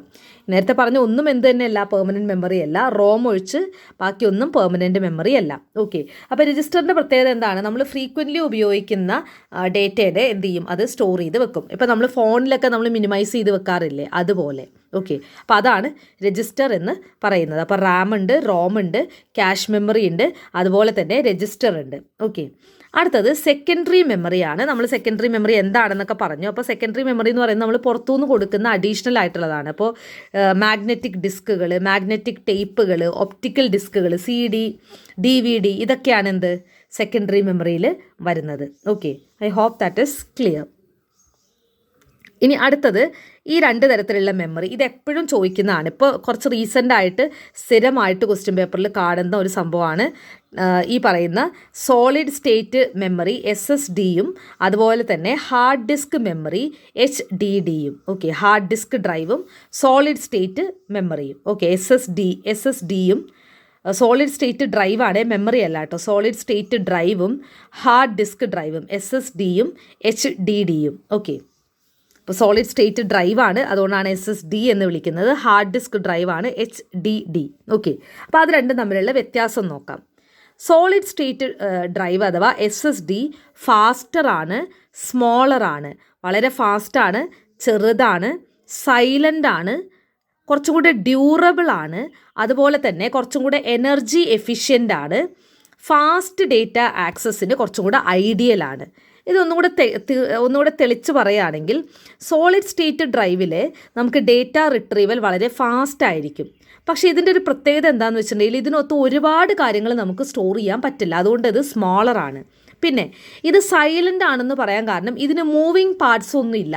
ഇത് വർക്ക് ചെയ്യുന്ന സമയത്ത് നമുക്ക് ശബ്ദമൊന്നും കേൾക്കാൻ പറ്റില്ല. ഓക്കെ, അപ്പോൾ അതുകൊണ്ട് തന്നെ SSD സൈലൻ്റ് ആണെന്നാണ് പറയാം. ഇനി ഇത് കുറച്ചും കൂടെ ഡ്യൂറബിൾ ആണ്. കാരണം മൂവിങ് പാർട്ട് ഇല്ലാത്തത് കൊണ്ട് തന്നെ ഇതിന് ഡ്യൂറേഷൻ കൂടും അല്ലേ. നമ്മൾ മൂവ് ചെയ്യുമ്പോഴാണ് ഇത് എന്ത് ചെയ്യുന്നത്? വെയർ ആൻഡ് ടയറൊക്കെ വരുന്നത് അല്ലേ. ഇത് തേഞ്ഞു പോവുക, അങ്ങനത്തെ സംഭവങ്ങളൊക്കെ വരുന്നത്. അതുകൊണ്ട് തന്നെ ഇത് കുറച്ചും കൂടി ഡ്യൂറബിൾ ആണ്. അതുപോലെ തന്നെ മോർ എനർജി എഫിഷ്യൻ്റ് ആണ്. കാരണം എന്തില്ല? ഈ കറങ്ങുന്ന സംഭവമൊന്നും ഇല്ല. അതുകൊണ്ട് തന്നെ എനർജി എനർജി കുറച്ചും കൂടെ എഫിഷ്യൻ്റ് ആയിട്ട് ഉപയോഗിക്കാൻ പറ്റും. പിന്നെ ഫാസ്റ്റ് ആയിട്ടുള്ള ഡേറ്റ ആക്സസ്, ഒരു സാധനം നമുക്ക് പെട്ടെന്ന് ആക്സസ് ചെയ്യണം എന്നുണ്ടെങ്കിൽ നമുക്ക് ഏറ്റവും നല്ലത് ഏതാണ്? SSD ആണ്. ഓക്കെ, അടുത്തത് HDD ആണ്, hard disk drive. Hard disk drive എന്ന് പറയുന്നത് സ്ലോവർ ആണ്. നമുക്ക് പെട്ടെന്നൊരു സാധനം ഒരു ഡേറ്റ റിട്രീവ് ചെയ്യണം എന്ന് വെച്ച് കഴിഞ്ഞാൽ ഇതിനകത്ത് നടക്കില്ല. ഓക്കെ, പിന്നെ ഹാർഡ് ഡിസ്ക് ഡ്രൈവിൻ്റെ ഒരു പ്രത്യേകത ഇത് കുറച്ചും കൂടെ ബിഗർ ആണ്, കുറച്ചും കൂടെ വലുതാണ്, നമുക്ക് കുറച്ചും കൂടെ കൂടുതൽ കാര്യങ്ങൾ ഇതിനകത്ത് സ്റ്റോർ ചെയ്യാൻ പറ്റും എന്നുള്ളതാണ് HDDയുടെ ഒരു പ്രത്യേകത. ഓക്കെ, ഇനി ഇതിനകത്ത് ശബ്ദം പുറത്തേക്ക് വരും, അതായത് സ്പിന്നിങ് ഡിസ്ക് ഉണ്ട് ഇതിന്. അതായത് ഒരു ഡിസ്ക് ഇങ്ങനെ സ്പിൻ ചെയ്യും, പിന്നെ അതിന് കുറേ മൂവിങ് പാർട്ടുകളുണ്ട്. അപ്പോൾ അതുകൊണ്ട് തന്നെ ഇത് ശബ്ദം ഉണ്ടാക്കിക്കൊണ്ടായിരിക്കും പ്രവർത്തിക്കുന്നത്. നേരത്തെ നമ്മൾ SSD പറഞ്ഞപ്പോൾ സൈലൻ്റ് ആണെന്ന് പറഞ്ഞു, പക്ഷേ ഇതിനെന്താണ്, ശബ്ദമുണ്ട് എന്നുള്ളത് കാര്യം മനസ്സിലാക്കാം. അപ്പോൾ ഇതിന് ഈ മൂവിങ് പാർട്ട് ഉള്ളത് കൊണ്ട് തന്നെ ഇത് ലെസ് ഡ്യൂറബിൾ ആയിരിക്കും. പിന്നെ അതുപോലെ തന്നെ എനർജി എഫിഷ്യൻസി ഇതിന് കുറവായിരിക്കും. ഓക്കെ, പിന്നെ ഇത് ഏറ്റവും നമുക്ക് സ്യൂട്ടബിൾ ആവുന്നത്, നമുക്ക് ഒരുപാട് ഡേറ്റ സ്റ്റോറേജ് ആവശ്യമാണ്, പക്ഷേ ഇടയ്ക്കിടയ്ക്ക് നമുക്കിത് ആക്സസ് ചെയ്യേണ്ടാത്ത ഡേറ്റയും ആണെങ്കിൽ ഏറ്റവും നല്ലത് എന്താണ്, നമുക്ക് ഈ പറയുന്ന HDD ആണ്. ഒരുപാട് ഡേറ്റ സ്റ്റോർ ചെയ്യണം, എന്നാൽ ഇത് ഇടയ്ക്കിടയ്ക്ക് നമുക്ക് ഉപയോഗിക്കേണ്ടതുമല്ല എന്നുണ്ടെങ്കിൽ നമുക്ക് HDD ആണ് നല്ലത്. ഇനി നമുക്ക് കുറച്ച് ഡേറ്റ സ്റ്റോർ ചെയ്യണം, പക്ഷേ അത് പെട്ടെന്ന് നമുക്ക് ആക്സസ് ചെയ്യാൻ പറ്റണം എന്നാണെങ്കിൽ ഏറ്റവും നല്ലത് എന്തായിരിക്കും? SSD ആയിരിക്കും. അപ്പോൾ ഇതാണ് ആ രണ്ട് തരത്തിലുള്ള മെമ്മറി എന്ന് പറയുന്നത്, SSDയും HDDയും. ഓക്കെ, വളരെ സിമ്പിളാണ്, വലിയ കാര്യമായിട്ടൊന്നും പറയാനൊന്നുമില്ല. ഓക്കെ, ഇനി മെമ്മറി യൂണിറ്റുകളാണ് നമ്മൾ നോക്കാൻ പോകുന്നത്. വളരെ സിമ്പിളാണ്, ജസ്റ്റ് പറഞ്ഞു പോയാൽ മതി. ഇത് കുറച്ച് മെഷർമെൻറ്റുകളാണ്, അത് ജസ്റ്റ് നിങ്ങളൊന്ന് കേട്ടാൽ മതി. 4 ബിറ്റ് എന്ന് പറയുന്നത് ഒരു നിബിളാണ്. നമ്മൾ 1000 ഗ്രാം 1 കിലോഗ്രാം എന്ന് പറയുന്ന പോലെ മെമ്മറിയുടെ യൂണിറ്റാണ് ഈ പറയുന്നത്. 4 ബിറ്റുകൾ ചേർന്നാൽ ഒരു നിബിളായി. 8 ബിറ്റ് ചേർന്നാൽ ഒരു ബൈറ്റായി. 1024 ബൈറ്റ് ചേർന്നാൽ ഒരു കിലോ ബൈറ്റായി. 1024 കിലോ ബൈറ്റ് ചേർന്നാൽ ഒരു മെഗാബൈറ്റായി. 1024 മെഗാബൈറ്റ് ചേർന്നാൽ ഒരു ജിഗാബൈറ്റായി. 1024 ജിഗാബൈറ്റ് ചേർന്നാൽ ഒരു ടെറാബൈറ്റായി. 1024 ടെറാബൈറ്റ് ചേർന്നാൽ ഒരു പീറ്റാബൈറ്റായി. 1024 പീറ്റാബൈറ്റ് ചേർന്നാൽ ഒരു എക്സാബൈറ്റായി. 1024 എക്സാബൈറ്റ് ചേർന്നാൽ ഒരു സീറ്റാബൈറ്റായി. 1024 സീറ്റാബൈറ്റ് ചേർന്നാൽ ഒരു യോട്ടാബൈറ്റായി. 1024 യോട്ടാബൈറ്റ് ചേർന്നാൽ ഒരു ബ്രോണ്ടോബൈറ്റായി.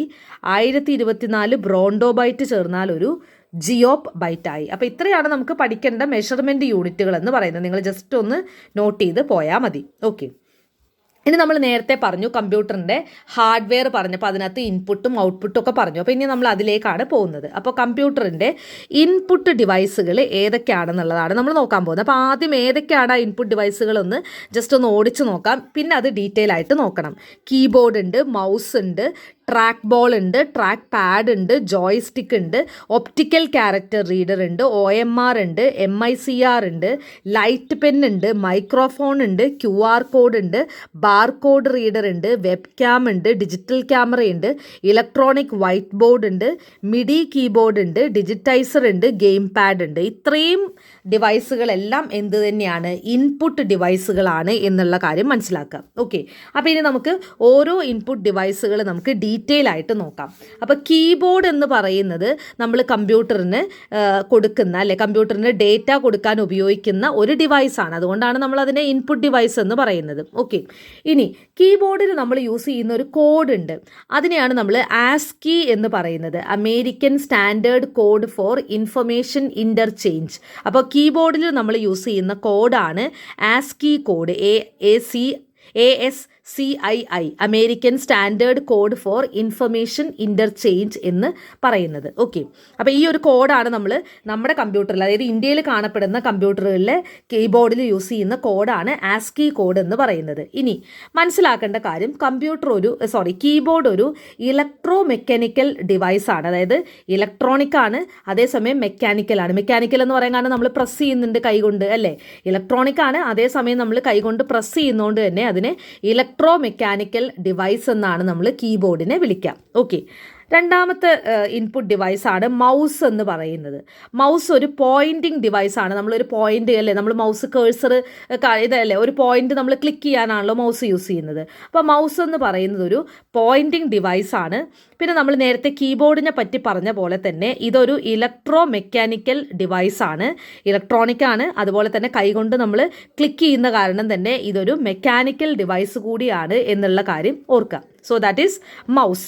ഇനി മൂന്നാമത്തെ ഇൻപുട്ട് ഡിവൈസാണ് ട്രാക്ക് ബോൾ എന്ന് പറയുന്നത്. ഓക്കെ, ഇതൊരു മൗസ് പോലെ തന്നെയാണ് നമ്മുടെ ആപ്പിളിൻ്റെ PC-യിൽ ഉപയോഗിക്കുന്ന സ്റ്റേഷനറി പോയിൻറ്റിംഗ് ഡിവൈസിനെയാണ് ട്രാക്ക് ബോൾ എന്ന് പറയുക. മൗസ് നമുക്ക് സ്റ്റേഷനറി അല്ല, മൗസ് നമുക്ക് ഇങ്ങനെ നീക്കാൻ പറ്റും അല്ലേ, നമ്മൾ കമ്പ്യൂട്ടറിൻ്റെ മൗസ് നമുക്കിങ്ങനെ നീക്കാൻ പറ്റും.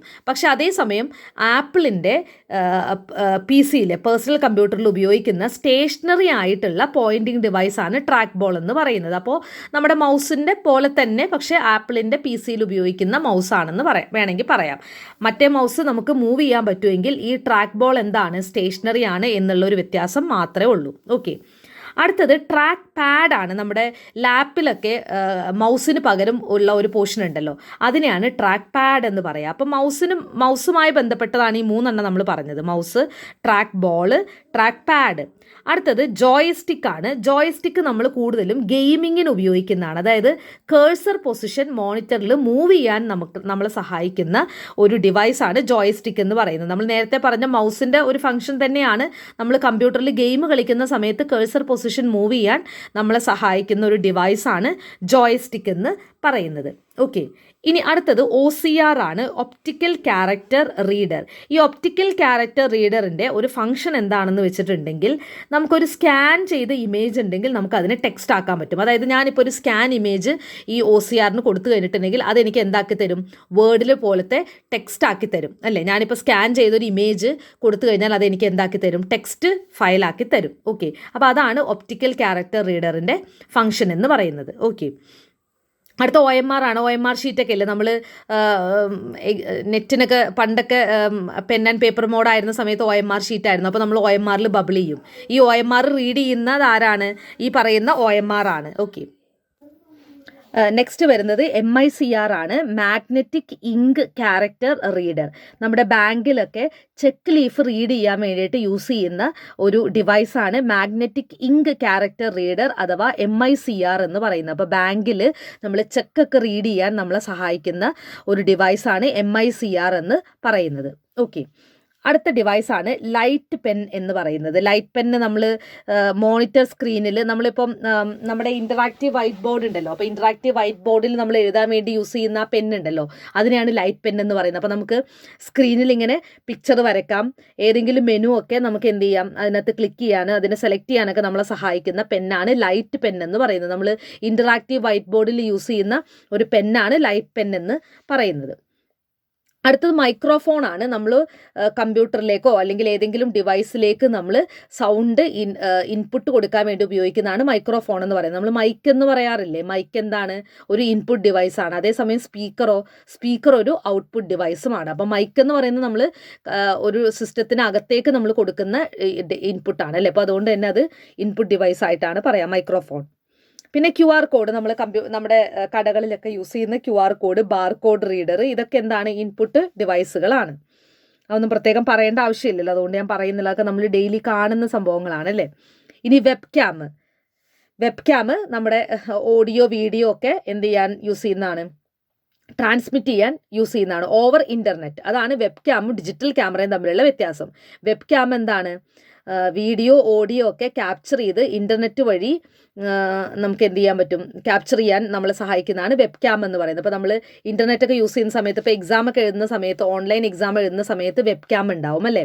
അപ്പോൾ അത് ഇൻ്റർനെറ്റ് വഴിയാണ് നമ്മുടെ ഓഡിയോ വീഡിയോ ഒക്കെ എന്ത് ചെയ്യുന്നത്. നമ്മളിപ്പോൾ നെറ്റ് എക്സാമൊക്കെ എഴുതുന്ന സമയത്ത് CBT അല്ലേ, അപ്പോൾ അതുകൊണ്ട് വെബ് ക്യാം ഉണ്ടാവും. അപ്പോൾ നമ്മൾ എന്തൊക്കെയാണ്, അങ്ങോട്ട് തിരിയുന്നുണ്ടോ ഇങ്ങോട്ട് തിരിയുന്നുണ്ടോ, എന്തെങ്കിലും മാൽ പ്രാക്ടീസുകൾ നടക്കുന്നുണ്ടോ എന്നൊക്കെ അറിയാൻ വേണ്ടിയിട്ട് വെബ് ക്യാം നമ്മുടെ ഓഡിയോ വീഡിയോ ഒക്കെ എന്ത് ചെയ്യുന്നുണ്ട്, റെക്കോർഡ് ചെയ്യുന്നുണ്ട്. ഓക്കെ, സോ അതാണ് വെബ് ക്യാം എന്ന് പറയുന്നത്. ഈ ഡിജിറ്റൽ ക്യാം എന്ന് പറയുന്നത് എന്താണ്, ഡിജിറ്റൽ ഫോർമാറ്റിൽ നമ്മുടെ വീഡിയോ ഓഡിയോ ഒക്കെ ക്യാപ്ചർ ചെയ്യാൻ നമ്മളെ സഹായിക്കുന്ന ക്യാമറയാണ് ഡിജിറ്റൽ ക്യാമറ എന്ന് പറയുന്നത്. വെബ് ക്യാമറ എന്താണ്, വെബ് വഴിയാണ്, അതായത് ഇൻ്റർനെറ്റ് വഴിയാണെന്നുള്ളത് മാത്രമേ ഉള്ളൂ. ഈ പറയുന്ന ഡിജിറ്റൽ ക്യാമറയുടെ അതേ ഫംഗ്ഷൻ തന്നെയാണ്, പക്ഷേ അത് ഓവർ ഇൻ്റർനെറ്റ് ആണ് വെബ് ക്യാമറ ചെയ്യുന്നത് എന്നുള്ള കാര്യം ഓർക്കാം. ഓക്കെ,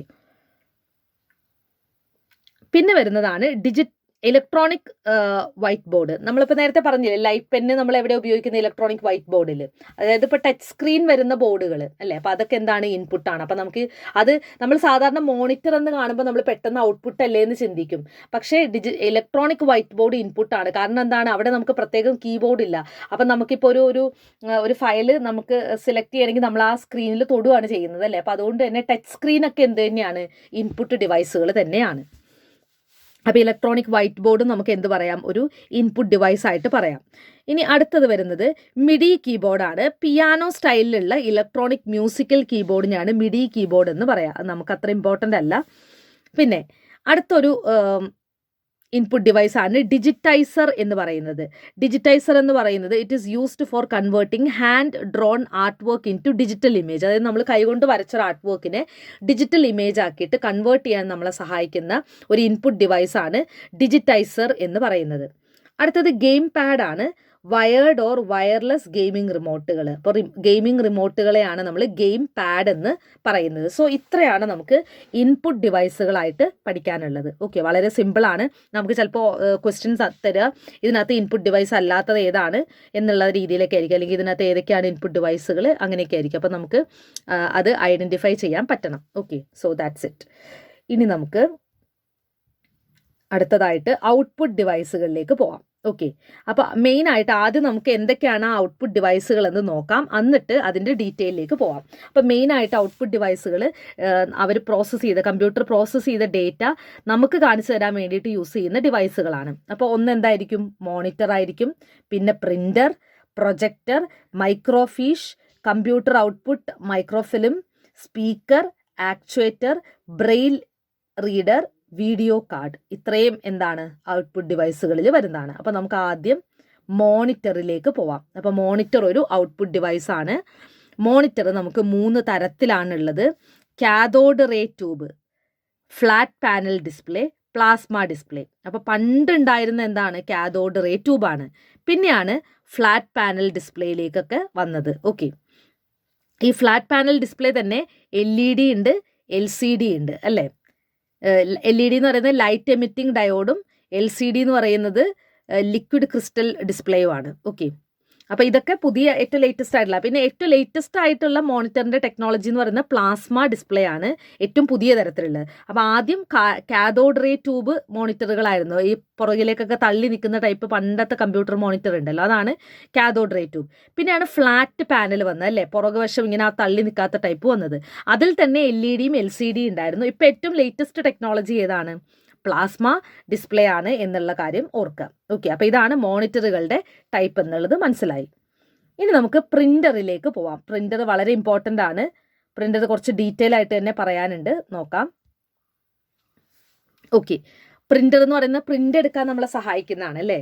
അപ്പോൾ പ്രിൻ്റർ തന്നെ 2 ടൈപ്പ് ഉണ്ട്, ഇമ്പാക്റ്റ് പ്രിൻ്ററും നോൺ ഇമ്പാക്റ്റ് പ്രിൻ്ററും. എന്താണ് ഇമ്പാക്റ്റ് പ്രിൻ്റർ, എന്താണ് നോൺ ഇമ്പാക്റ്റ് പ്രിൻ്റർ എന്ന് ആദ്യം പറയാം, എന്നിട്ട് അതിൻ്റെ ടൈപ്പിലേക്ക് പോവാം.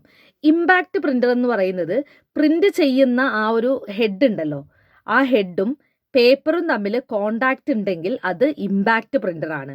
കോണ്ടാക്റ്റ് ഇല്ലെങ്കിൽ അത് നോൺ ഇമ്പാക്റ്റ് പ്രിൻ്ററാണ്. ഓക്കെ, ഇനി ഇമ്പാക്റ്റ് പ്രിൻ്ററുകളെ നമുക്ക് 2ആയിട്ട് ഡിവൈഡ് ചെയ്യാം.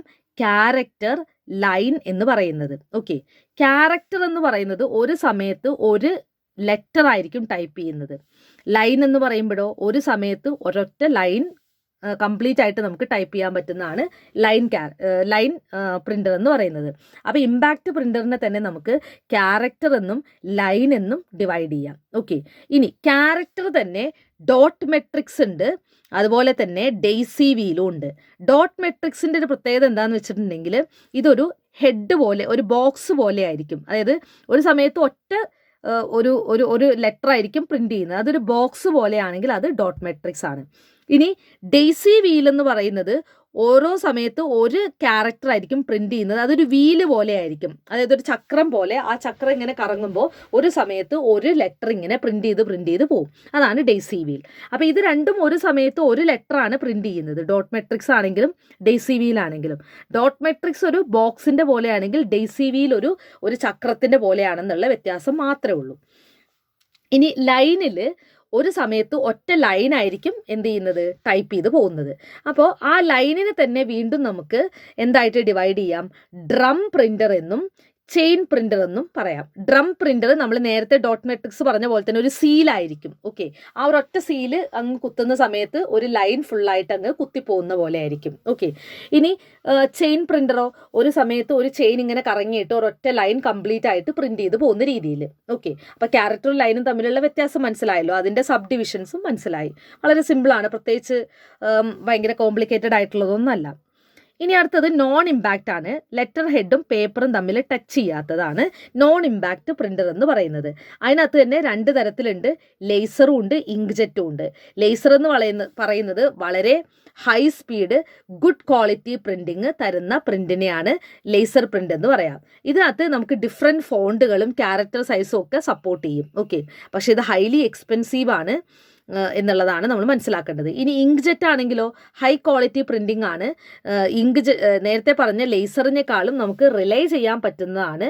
അതുപോലെ തന്നെ വേറൊരു കാര്യം, ഇതിനൊരു ഡ്രോബാക്ക് ഉള്ളത്, ലേസർ പ്രിൻ്ററിനെ സംബന്ധിച്ച് ഇതിന് സ്പീഡ് കുറവാണ് ഇങ്ക്ജെറ്റിന്. ഓക്കെ, അപ്പോൾ അതാണ് ലേസറും ഇങ്ക്ജെറ്റ് പ്രിൻ്ററും. ഓക്കെ, അപ്പോൾ നോൺ ഇമ്പാക്റ്റിൽ ലേസറും ഉണ്ട്, ഇങ്ക്ജെറ്റും ഉണ്ട്. ഓക്കെ, അപ്പോൾ അത്രയാണ് നമ്മൾ അതിനെക്കുറിച്ച് മനസ്സിലാക്കേണ്ടത്. ഓക്കെ, ഇനി നമ്മൾ അടുത്ത ഒരു ഔട്ട്പുട്ട് ഡിവൈസാണ് പ്രൊജക്ടർ എന്ന് പറയുന്നത്. പ്രൊജക്ടർ എന്താണ്, ഒരു ഡിവൈസാണ്. അതിനകത്ത് നമ്മൾ ഇമേജും വീഡിയോയും ഒക്കെ നമുക്ക് എന്ത് ചെയ്യാം, ഇങ്ങനെ വലുതാക്കി കാണാൻ പറ്റും അല്ലേ. നമ്മൾ പ്രൊജക്ടർ, നമ്മൾ മൂവിയൊക്കെ കാണാൻ പോകുമ്പോൾ പ്രൊജക്ടറാണ് അല്ലേ, നമ്മൾ സിനിമ തിയേറ്ററിലൊക്കെ പ്രൊജക്ടറാണ്. അപ്പോൾ ആ ഒരു സംഭവത്തിനുള്ളിലൂടെ കടത്തി വിട്ടിട്ട് എന്താണ്, ഒരു വലിയ പ്രൊജക്ടറിനകത്ത് വലിയ സ്ക്രീനിലായിട്ട് നമുക്ക് എന്ത് ചെയ്യാം, വീഡിയോ ഫോട്ടോഗ്രാഫ്സ് ഒക്കെ കാണാൻ പറ്റുന്നതിനെയാണ് പ്രൊജക്ടർ എന്ന് പറയുന്നത്. ഓക്കെ, നെക്സ്റ്റ് ഈസ് മൈക്രോഫീഷ് എന്നാണ്. മൈക്രോഫീഷ് എന്ന് പറയുന്നത് it is a card made of transparent film to store printed information in miniaturized form.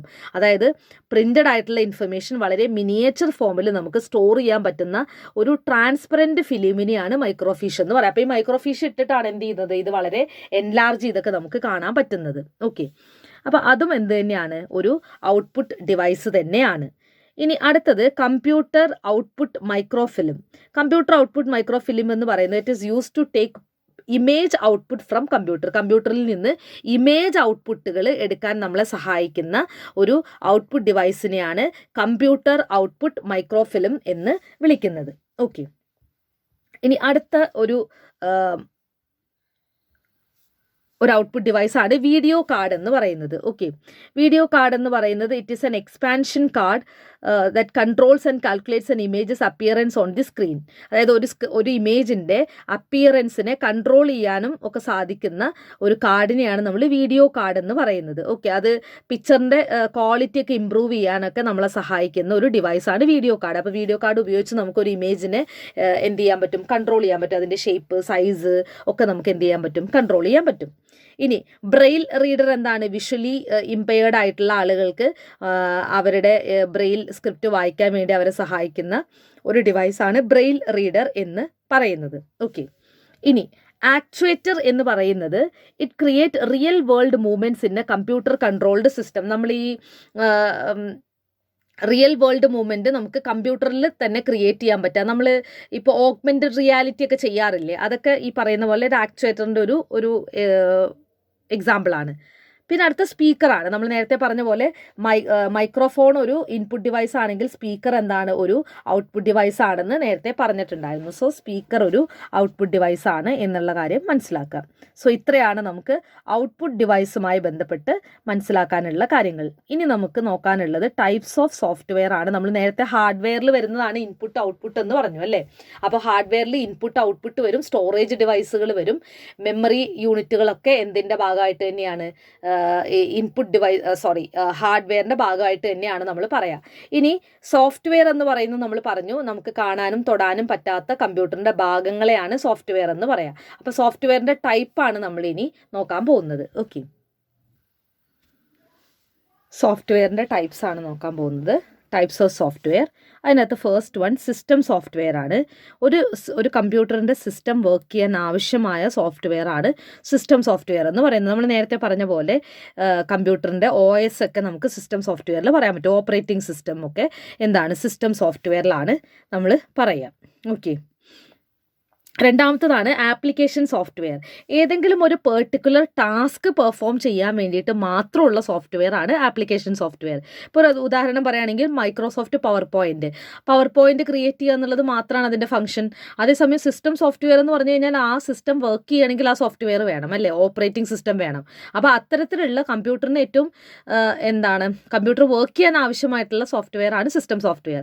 അതേസമയം ഏതെങ്കിലും ഒരു പെർട്ടിക്കുലർ ടാസ്ക് ചെയ്യാൻ വേണ്ടിയിട്ട് മാത്രമുള്ള ഒരു സോഫ്റ്റ്വെയർ ആണെങ്കിൽ അത് ആപ്ലിക്കേഷൻ സോഫ്റ്റ്വെയർ ആണ് എന്നുള്ള കാര്യം മനസ്സിലാക്കാം.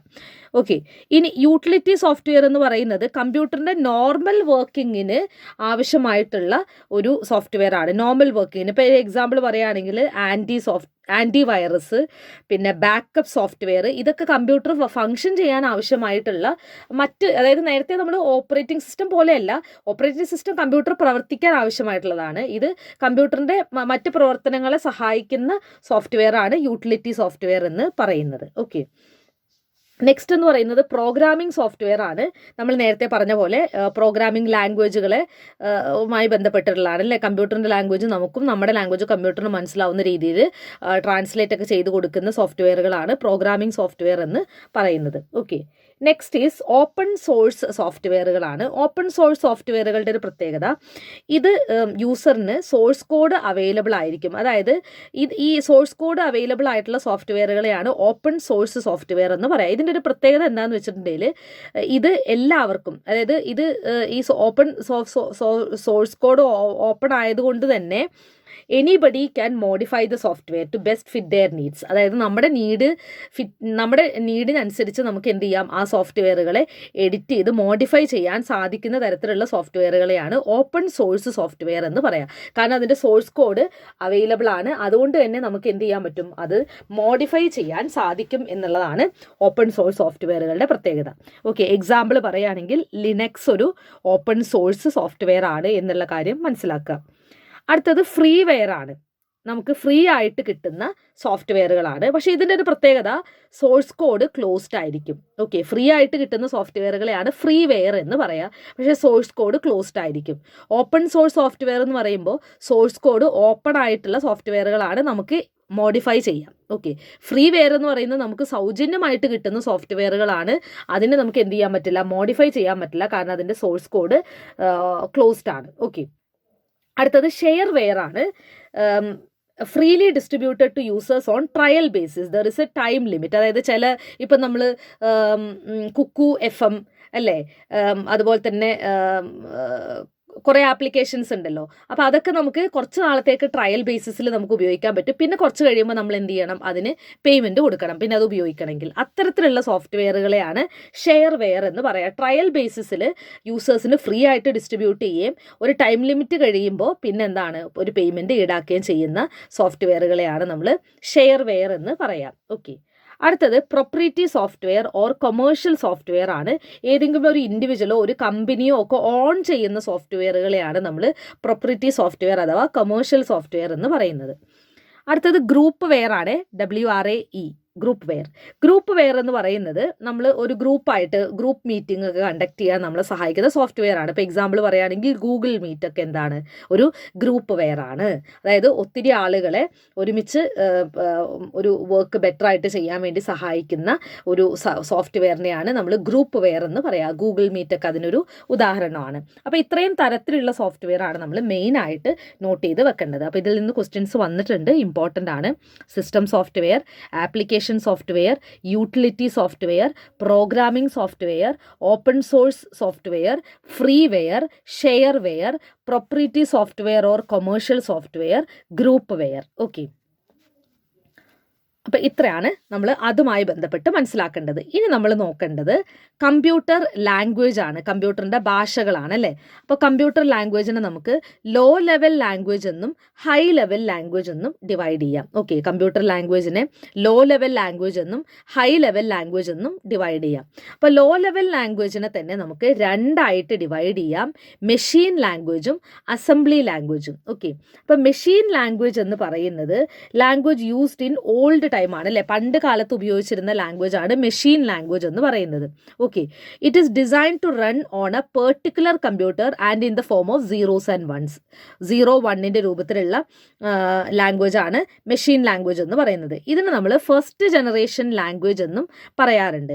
The main advantage of using machine language is that there is no need of a translator or interpreter to translate the code. എന്തുകൊണ്ടാണ്? മെഷീൻ ലാംഗ്വേജിൽ ഉപയോഗിക്കുന്നത് 0ഉം 1ഉം ആണ്. അപ്പോൾ മെഷീൻ ലാംഗ്വേജിലാണ് നമ്മൾ ഒരു പ്രോഗ്രാം എഴുതുന്നതെങ്കിൽ നമുക്ക് എന്താവശ്യമില്ല, ഇന്റർപ്രറ്ററോ ട്രാൻസ്ലേറ്ററോ ആവശ്യമില്ല. കാരണം കമ്പ്യൂട്ടറിന് മനസ്സിലാവുന്ന ഭാഷയാണ് 0-1. പക്ഷെ അതിനൊരു ഡീമെറിറ്റ് ഉണ്ട്, നമ്മൾ ഇത്രയും കോഡുകൾ കാണാതെ പഠിക്കണം. കാരണം നമുക്ക് മനസ്സിലാവുന്ന ഭാഷയിലല്ല 0101 111110 00001 ഇങ്ങനെയൊക്കെ ആയിരിക്കും ചിലപ്പോൾ കോഡ് വരുന്നത്. അപ്പോൾ ഇത്രയും കോഡുകൾ നമ്മൾ കാണാതെ പഠിക്കണം, അതൊരു ടാസ്ക്കാണ്. പക്ഷെ എന്ത് വേണ്ട, ട്രാൻസ്ലേറ്റർ ആവശ്യമില്ല. കാരണം നമ്മൾ ഓൾറെഡി ഈ ടൈപ്പ് ചെയ്യുന്ന കോഡ് കമ്പ്യൂട്ടറിന് മനസ്സിലാവുന്ന ഭാഷയിലാണ്. അപ്പോൾ ഇത് കമ്പ്യൂട്ടറിന് പ്രത്യേകിച്ച് ട്രാൻസ്ലേറ്റ് ചെയ്ത് കൊടുക്കേണ്ട ആവശ്യമില്ല എന്നുള്ളതാണ് ഒരു അഡ്വാൻറ്റേജ്. ഡിസഡ്വാൻറ്റേജ് എന്താണ്? നമുക്കിത് കാണാതെ പഠിക്കേണ്ടത് ഒരു ടാസ്ക്കാണ്. ഓക്കെ, രണ്ടാമത്തെ ടൈപ്പാണ് ലോ ലെവൽ ലാംഗ്വേജിൻ്റെ രണ്ടാമത്തെ ടൈപ്പാണ് അസംബ്ലി ലാംഗ്വേജ് എന്ന് പറയുന്നത്. It depends on processor or mnemonics. It contains few recognisable human words but plenty of mnemonic codes. Okay, അതായത് അതുകൊണ്ട് തന്നെ ഇതിനെ സെക്കൻഡ് ജനറേഷൻ ലാംഗ്വേജ് എന്നും വിളിക്കാറുണ്ട്. അപ്പോൾ ഫസ്റ്റ് ജനറേഷൻ ലാംഗ്വേജ് ഏതാണ്? മെഷീൻ ലാംഗ്വേജും സെക്കൻഡ് ജനറേഷൻ ലാംഗ്വേജ് അസംബ്ലി ലാംഗ്വേജും. ഓക്കെ, അപ്പോൾ മെഷീൻ ലാംഗ്വേജിൻ്റെ പ്രത്യേകത 0-1 മാത്രമേ ഉള്ളൂ, അതുകൊണ്ട് നമുക്ക് വായിച്ചാൽ മനസ്സിലാവില്ല. അതേസമയം അസംബ്ലി ലാംഗ്വേജ് എന്ന് പറയുന്നത് വേർഡ്സും കാണും, അതുപോലെ തന്നെ നമ്പേഴ്സും കാണും. അതുകൊണ്ട് നമുക്ക് വായിച്ചാൽ കുറച്ച് മനസ്സിലാവും, കാരണം ഇടയ്ക്ക് ചില വേർഡ്സുകളൊക്കെ ഉള്ളതുകൊണ്ട്. അതുകൊണ്ട് തന്നെ ഇതിനെ സെക്കൻഡ് ജനറേഷൻ ലാംഗ്വേജ് എന്നും വിളിക്കാറുണ്ട്. ഓക്കെ, പക്ഷേ ഇവിടെ എന്ത് വേണം? ട്രാൻസ്ലേറ്റർ വേണം. കാരണം നമ്മൾ വേർഡ്സ് ആയിട്ട് കൊടുത്തിരിക്കുന്നതൊക്കെ കമ്പ്യൂട്ടറിന് ട്രാൻസ്ലേറ്റ് ചെയ്ത് കൊടുക്കേണ്ടതായിട്ട് വരും. ഓക്കെ, അപ്പോൾ അതാണ് ലോ ലെവൽ ലാംഗ്വേജിൻ്റെ 2 ടൈപ്പ്, മെഷീൻ ലാംഗ്വേജും അസംബ്ലി ലാംഗ്വേജും. ഓക്കെ, ഇനി അടുത്തൊരു ടൈപ്പാണ് ഹൈ ലെവൽ ലാംഗ്വേജ്. അപ്പോൾ നമ്മൾ ലോ ലെവലും ഹൈ ലെവലും ആണ് പറഞ്ഞത്. അതിൽ ലോ ലെവലിൽ നമ്മൾ മെഷീൻ ലാംഗ്വേജും അസംബ്ലി ലാംഗ്വേജും പറഞ്ഞു. ഇനി ഹൈ ലെവൽ ലാംഗ്വേജ് എന്ന് പറയുന്നത് മനുഷ്യർക്ക് മനസ്സിലാവുന്ന ഭാഷയാണ്. ഓക്കെ, അപ്പോൾ അതുകൊണ്ട് നമ്മൾ എന്ത് ചെയ്യേണ്ടി വരും? ഇതിനെ ട്രാൻസ്ലേറ്റ് ചെയ്ത് കൊടുക്കേണ്ടി വരും കമ്പ്യൂട്ടറിന്. കാരണം കമ്പ്യൂട്ടറിന് ഇത് മനസ്സിലാവില്ല, കൂടുതലും നമ്മൾ ഉപയോഗിക്കുന്ന വാക്കുകളായിരിക്കും. ഇപ്പോൾ C++, Java, visual basics, Pascal, Python ഇതെല്ലാം എന്താണ്?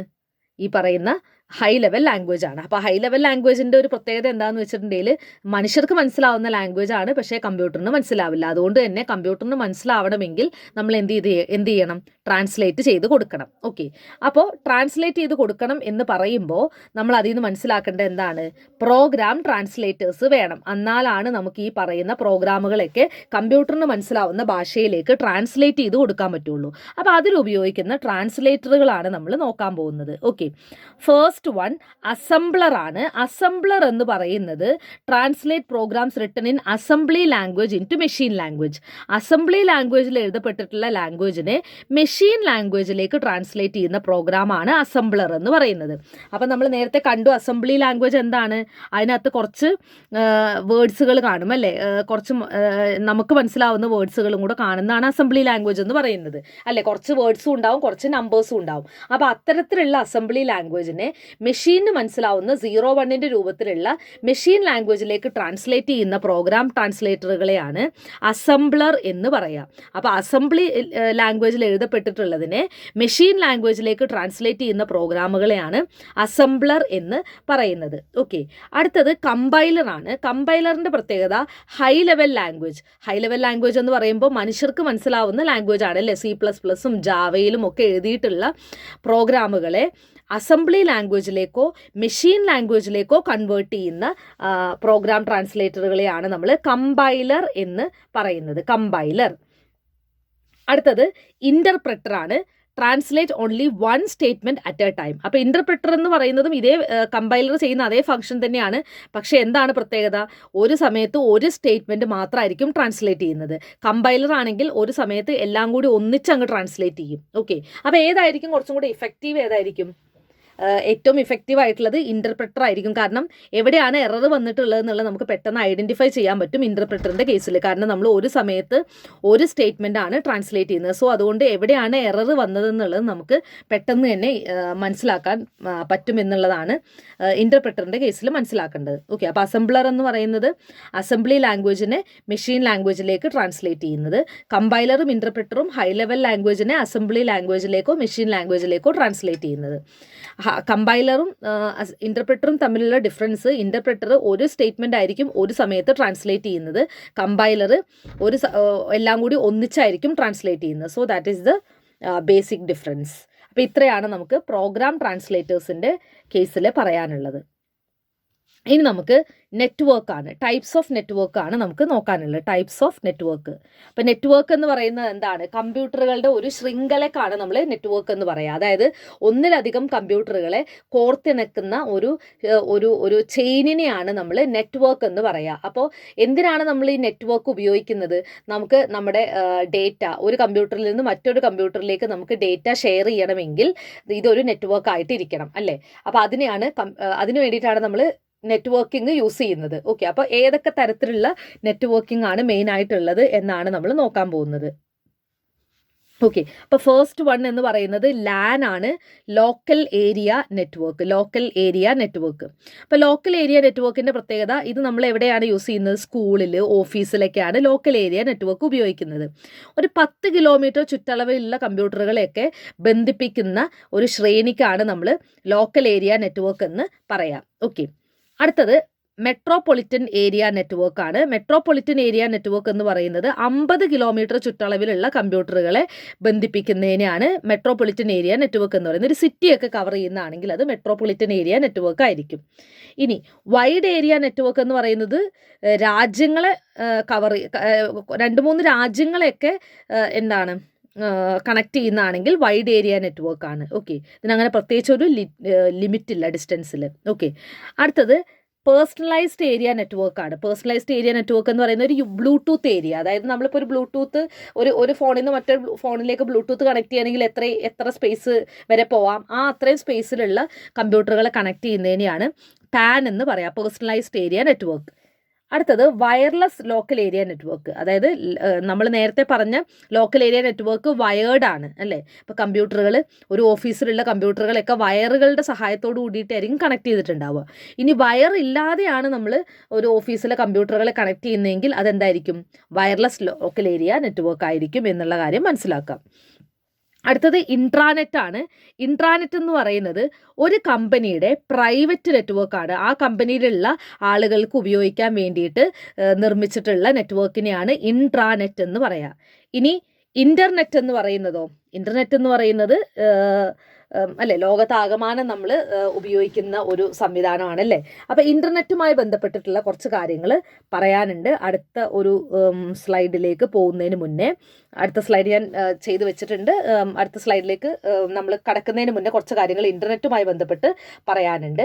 ഇൻ്റർനെറ്റ് എന്ന് പറയുന്ന കോൺസെപ്റ്റ് ഒറിജിനേറ്റ് ചെയ്യുന്നത് 1969 എന്നുള്ള കാര്യം ഓർക്കാം. ഓക്കെ, അപ്പോൾ ഇൻ്റർനെറ്റ് വഴി നമുക്ക് ഫയലുകൾ സെൻഡ് ചെയ്യാനും റിസീവ് ചെയ്യാനും നമ്മളെ സഹായിക്കുന്ന 2 പ്രോട്ടോക്കോളുകളാണ് TCPയും IPയും. ഓക്കെ, ഇൻ്റർനെറ്റിലൂടെ ഫയലുകളെ റിസീവ് ചെയ്യാനും സെൻഡ് ചെയ്യാനും സഹായിക്കുന്ന പ്രോട്ടോക്കോളുകളാണ് TCPയും IPയും. ഓക്കെ, അപ്പോൾ ഇത്തരം കാര്യങ്ങളാണ് നമ്മൾ അതുമായി ബന്ധപ്പെട്ട് മനസ്സിലാക്കേണ്ടത്. ഇനി നമ്മൾ മനസ്സിലാക്കേണ്ടത് സെർച്ച് എഞ്ചിനും വെബ് ബ്രൗസറുമാണ്. ഓക്കെ, അപ്പോൾ ആദ്യം നമ്മൾ എന്താണ് സെർച്ച് എഞ്ചിൻ എന്ന് നോക്കാം. ഓക്കെ, സെർച്ച് എഞ്ചിൻ എന്ന് പറയുന്നത് ഒരു വെബ്സൈറ്റാണ്. ഓക്കെ, ഈ വെബ്സൈറ്റിൽ നമുക്ക് എന്താണോ ആവശ്യമുള്ളത്, ഗൂഗിളിൽ നമുക്ക് എന്താണോ സെർച്ച് ചെയ്യേണ്ടത്, അത് നമ്മളൊരു വെബ്സൈറ്റിലൂടെ സെർച്ച് ചെയ്യുകയാണെങ്കിൽ അതിനെയാണ് നമ്മൾ സെർച്ച് എഞ്ചിൻ എന്ന് പറയാം. ഇപ്പോൾ എക്സാമ്പിൾ പറയുകയാണെങ്കിൽ ഗൂഗിൾ ഒരു സെർച്ച് എഞ്ചിനാണ്, ബിങ് ഒരു സെർച്ച് എഞ്ചിനാണ്, യാഹൂ, ഡക്ക് ഗോ, ബൈഡു, ഇതെല്ലാം എന്താണ്? സെർച്ച് എഞ്ചിനുകളാണ്. അപ്പോൾ വെബ്സൈറ്റാണ്. വെബ്സൈറ്റ് അൺഡിഫൈൻഡ് എന്നില്ല കേട്ടോ, വെബ്സൈറ്റ് എന്ന് മാത്രമാണ്. സെർച്ച് എഞ്ചിൻ എന്ന് പറയുന്നത് ഒരു വെബ്സൈറ്റാണ്. ആ വെബ്സൈറ്റിലാണ് നമ്മൾ എന്ത് ചെയ്യുന്നത്? നമുക്ക് ആവശ്യമായിട്ടുള്ള കാര്യങ്ങൾ നമ്മൾ സെർച്ച് ചെയ്യുന്നത്. ഓക്കെ, അപ്പോൾ എക്സാമ്പിൾ പറയുകയാണെങ്കിൽ Google, Bing, Yahoo, Duck Go, Baidu, ഇതെല്ലാം എന്താണ്? സെർച്ച് എഞ്ചിനാണ്. അപ്പോൾ സെർച്ച് എഞ്ചിൻ എന്ന് കേൾക്കുമ്പോൾ നിങ്ങളുടെ മനസ്സിലേക്ക് വരേണ്ടത് വെബ്സൈറ്റാണ്. വെബ്സൈറ്റിലാണ് നമ്മൾ സെർച്ച് ചെയ്യുന്നതെങ്കിൽ അതെന്താണ്? സെർച്ച് എഞ്ചിനാണ്. ഞാനിത് എന്തിനാണ് എടുത്തെടുത്ത് പറയുന്നതെന്ന് നിങ്ങൾക്ക് അടുത്തത് പറയുമ്പോൾ മനസ്സിലാവും. Web browser. വെബ് ബ്രൗസർ എന്ന് പറയുന്നത് ഒരു സോഫ്റ്റ്വെയർ ആണ്. ഓക്കെ, അപ്പോൾ വെബ് ബ്രൗസർ എന്ന് പറയുന്ന സോഫ്റ്റ്വെയർ ആണ്. സെർച്ച് എഞ്ചിൻ എന്ന് പറയുന്നത് വെബ്സൈറ്റ് ആണ്. ഓക്കെ, അപ്പോൾ വെബ്സൈറ്റ് ആണ് സെർച്ച് എഞ്ചിൻ, വെബ് ബ്രൗസർ എന്താണ്? സോഫ്റ്റ്വെയർ ആണ്. അപ്പോൾ നമ്മൾ സെർച്ച് ചെയ്യാൻ ഉപയോഗിക്കുന്ന ഒരു സോഫ്റ്റ്വെയർ ആണെങ്കിൽ അത് വെബ് ബ്രൗസർ ആണ്. അതേസമയം അതൊരു വെബ്സൈറ്റ് ആണെങ്കിൽ അത് സെർച്ച് എഞ്ചിൻ ആണ്. അപ്പോൾ വെബ് ബ്രൗസറുകൾക്ക് ഉദാഹരണം എന്തൊക്കെ പറയാൻ പറ്റും? Mozilla Firefox, Google Chrome, safari, Opera mini, internet explorer, mosaic, ഇതൊക്കെ എന്താണ്? വെബ് ബ്രൗസറാണ്. അപ്പോൾ ഗൂഗിൾ ക്രോം ഒരു വെബ് ബ്രൗസറും ഗൂഗിൾ ഒരു സെർച്ച് എഞ്ചിനുമാണ്. ഓക്കെ, അപ്പോൾ ഗൂഗിൾ ക്രോം എന്ന് പറയുന്ന വെബ് ബ്രൗസറിൻ്റെ സെർച്ച് എഞ്ചിനാണ് എന്ത്? ഗൂഗിൾ എന്ന് പറയുന്നത്. ഓക്കെ, അപ്പോൾ ഏറ്റവും വലുതെന്താണ്? വെബ് ബ്രൗസറാണ്. വെബ് ബ്രൗസർ സോഫ്റ്റ്വെയർ ആണല്ലോ. ആ വെബ് ബ്രൗസറിൻ്റെ ഈ ഗൂഗിൾ ക്രോം എന്ന് പറയുന്ന വെബ് ബ്രൗസറിൻ്റെ ഒരു സെർച്ച് എഞ്ചിനാണ് എന്ത്? ഗൂഗിൾ എന്ന് പറയുന്നത്. മാറിപ്പോവരുത്. ഓക്കെ, വെരി ഇമ്പോർട്ടൻറ്റ്, അത് ചോദിച്ചിട്ടുണ്ട്. ഇനി അടുത്തതായിട്ട് കുറച്ച് ഡൊമെയിൻ നെയിമുകളാണ്. അതായത് നമ്മളിപ്പോൾ ഈ ഡോട്ട് കഴിഞ്ഞിട്ട് വരുന്നത് അത് എന്തിനെയാണ് സൂചിപ്പിക്കുന്നതെന്നാണ്. ഇപ്പം നമ്മൾ ഏതെങ്കിലും കഴിഞ്ഞിട്ട് .in എന്ന് കണ്ടിട്ടുണ്ടെങ്കിൽ അത് ഇന്ത്യയിലുള്ള ഏതെങ്കിലും വെബ്സൈറ്റ് ആണെന്നുള്ളതാണ് മനസ്സിലാക്കേണ്ടത്. .in, ഇപ്പോൾ Amazon.in എന്ന് പറയുമ്പോൾ ഇന്ത്യയിലുള്ളതാണ് അല്ലേ. ഇനി .int ആണെങ്കിലോ ഇൻ്റർനാഷണൽ ഇൻസ്റ്റിറ്റ്യൂഷൻസ്, ഇപ്പോൾ ഏതെങ്കിലും ഒരു ഇൻസ്റ്റിറ്റ്യൂഷൻ ഇൻ്റർനാഷണൽ ആണെങ്കിൽ നമ്മൾ ആ ഇൻസ്റ്റിറ്റ്യൂഷൻ കഴിഞ്ഞിട്ട് .int എന്നിടും, ഇൻ്റർനാഷണൽ എന്ന് കാണിക്കാൻ. ഇനി മൊബൈൽ ഫോണിലുള്ള ഒരു ഫയലാണെങ്കിൽ നമുക്ക് അതിൻ്റെ അവസാനത്തിലായിട്ട് .mobi എന്ന് കാണാൻ പറ്റും.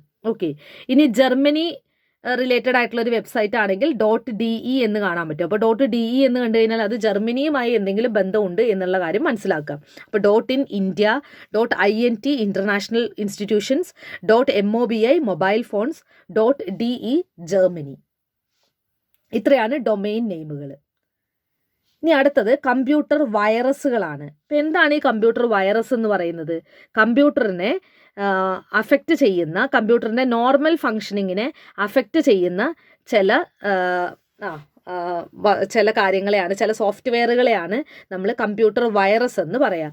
അപ്പോൾ പലതരത്തിലുള്ള കമ്പ്യൂട്ടർ വൈറസുകളുണ്ട്. അപ്പോൾ നമുക്ക് ഓരോന്നായിട്ട് നോക്കാം. അതിൽ ഫസ്റ്റ് വൺ ഡയറക്ടറി എന്ന് പറയുന്ന കമ്പ്യൂട്ടർ വൈറസ് ആണ്. ഈ ഡയറക്ടറി കമ്പ്യൂട്ടർ വൈറസുകളുടെ ഒരു പ്രത്യേകത, ഈ കമ്പ്യൂട്ടർ വൈറസ് നമ്മുടെ ഫയലിൽ പ്രവേശിച്ചിട്ടുണ്ടെങ്കിൽ ഈ ഫയലിൻ്റെ പാത്ത് ചേഞ്ച് ചെയ്യും, അതായത് ഇതിൻ്റെ റൂട്ട് ചേഞ്ച് ചെയ്യും. അതാണ് ഡയറക്ടറി വൈറസുകളുടെ പ്രത്യേകത. അതായത് ഇപ്പോൾ നമ്മൾ ഒരു ഫയൽ നമ്മൾ ഓപ്പൺ ചെയ്ത് ഇങ്ങോട്ടേക്ക് കോപ്പി ചെയ്യേണ്ടതാണെങ്കിൽ അത് റൂട്ട് മാറ്റി വിടും. ഓക്കെ, ആ ഫയലിനകത്ത് എന്തുണ്ടെങ്കിൽ വൈറസ് ഉണ്ടെങ്കിൽ. ഇനി മാക്രോ വൈറസ് എന്ന് പറയുന്നത്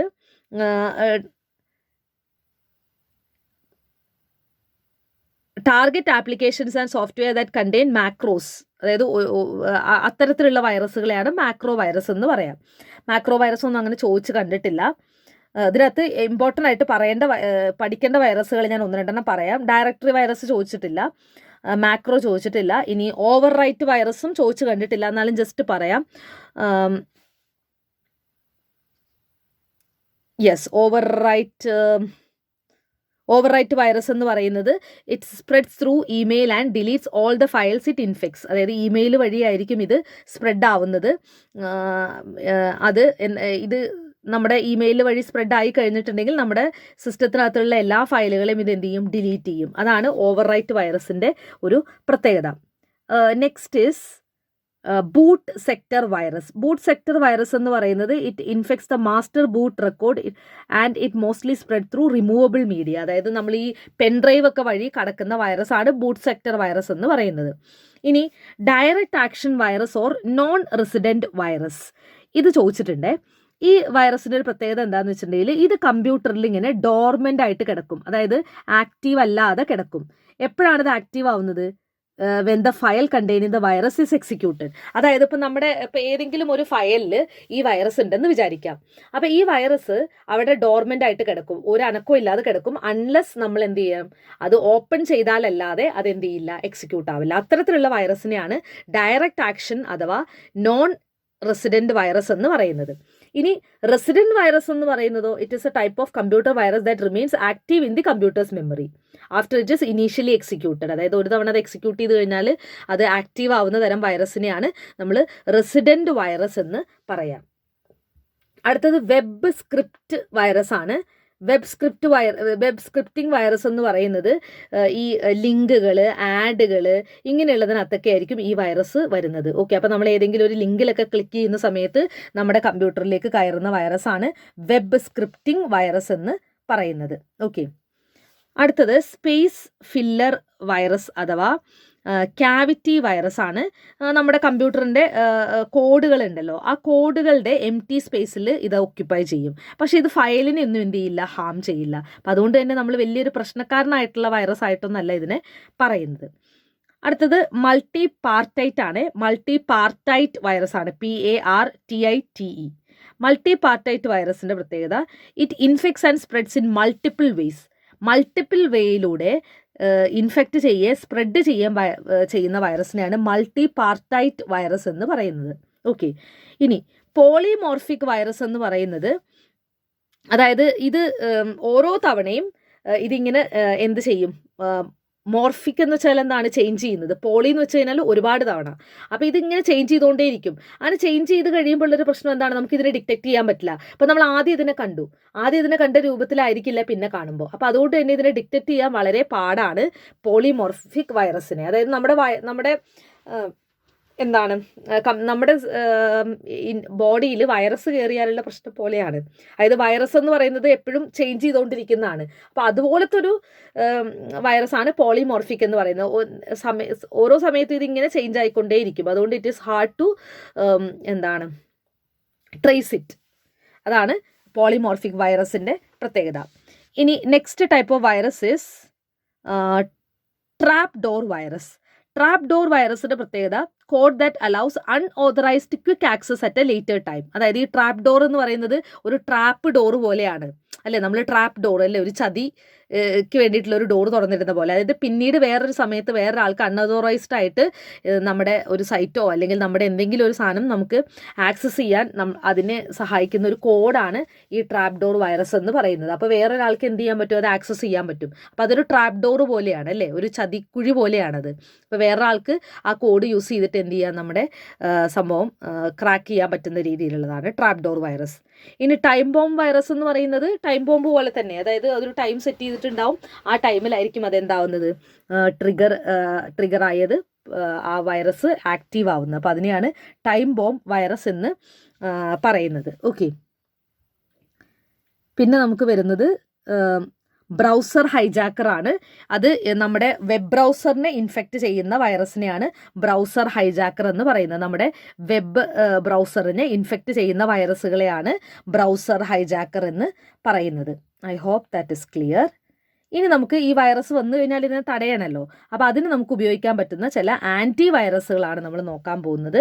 കുറച്ച് എക്സാമ്പിളാണ്, ജസ്റ്റ് ഒന്ന് നോട്ട് ചെയ്ത് വെച്ചാൽ മതി. Norton, F-Secure, Kaspersky, Avast, McAfee. അപ്പോൾ Norton, F-Secure, Kaspersky, Avast, McAfee ഇതെല്ലാം എന്താണ്, ആൻറ്റി വൈറസ് സോഫ്റ്റ്വെയറുകളാണ്. വൈറസ് പ്രവേശിച്ചിട്ടുണ്ടെങ്കിൽ അതിനെ റിമൂവ് ചെയ്യാൻ നമ്മളെ സഹായിക്കുന്ന സോഫ്റ്റ്വെയറാണ്, അല്ലെങ്കിൽ അതിനെ തടയാൻ വേണ്ടി സഹായിക്കുന്ന, റിമൂവ് ചെയ്യാനല്ല, അതിനെ തടയാൻ, വൈറസ് ഇൻഫെക്റ്റ് ആവാതിരിക്കാൻ വേണ്ടിയിട്ട് നമ്മളെ സഹായിക്കുന്ന സോഫ്റ്റ്വെയറാണ് ആൻറ്റി വൈറസ് സോഫ്റ്റ്വെയർ. ഇനി നമ്മൾ ഇപ്പോൾ ഒരു ഫയൽ കണ്ടു കഴിഞ്ഞാൽ അതിൻ്റെ ലാസ്റ്റ് ഡൊമെയിൻ നെയിം നോക്കിക്കഴിഞ്ഞാൽ അത് എന്ത് തരം ഫയലാണെന്ന് നമുക്ക് ഐഡൻറ്റിഫൈ ചെയ്യാൻ പറ്റും. അപ്പോൾ അതിനുവേണ്ടി നമ്മളെ ഹെൽപ്പ് ചെയ്യുന്ന കാര്യമാണിത്. ഓക്കെ, അപ്പോൾ നമുക്ക് അതിൻ്റെ ആ ഒരു ഡൊമെയിൻ നെയിം നോക്കിക്കഴിഞ്ഞാൽ അത് എന്ത് തരം ഫയലാണെന്ന് മനസ്സിലാക്കാം. അപ്പോൾ ഇമേജ് ഫയലിൽ കാണുന്ന ഡൊമെയിൻ നെയിമുകളാണ് .gif, അത് കണ്ടു കഴിഞ്ഞാൽ ഉറപ്പിക്കുക image ഫയലാണ്. .jpg, .bmp, .jpeg, .png. അപ്പോൾ ഇതൊക്കെ കണ്ടു കഴിഞ്ഞാൽ ഇമേജ് ഫയലാണെന്ന് ഉറപ്പിക്കാം. .gif, .jpgയും JPEGയും, പിന്നെ .png, അതുപോലെ തന്നെ .bmp. ഓക്കെ, അപ്പോൾ ആ ഒരു ഡൊമെയിൻ നെയിം അങ്ങ് നോട്ട് ചെയ്ത് വെച്ചാൽ മതി. ഇനി ഓഡിയോ ഫയലുകളാണെങ്കിലോ അതിൻ്റെ ഡൊമെയിൻ നെയിം എന്തൊക്കെയായിരിക്കും?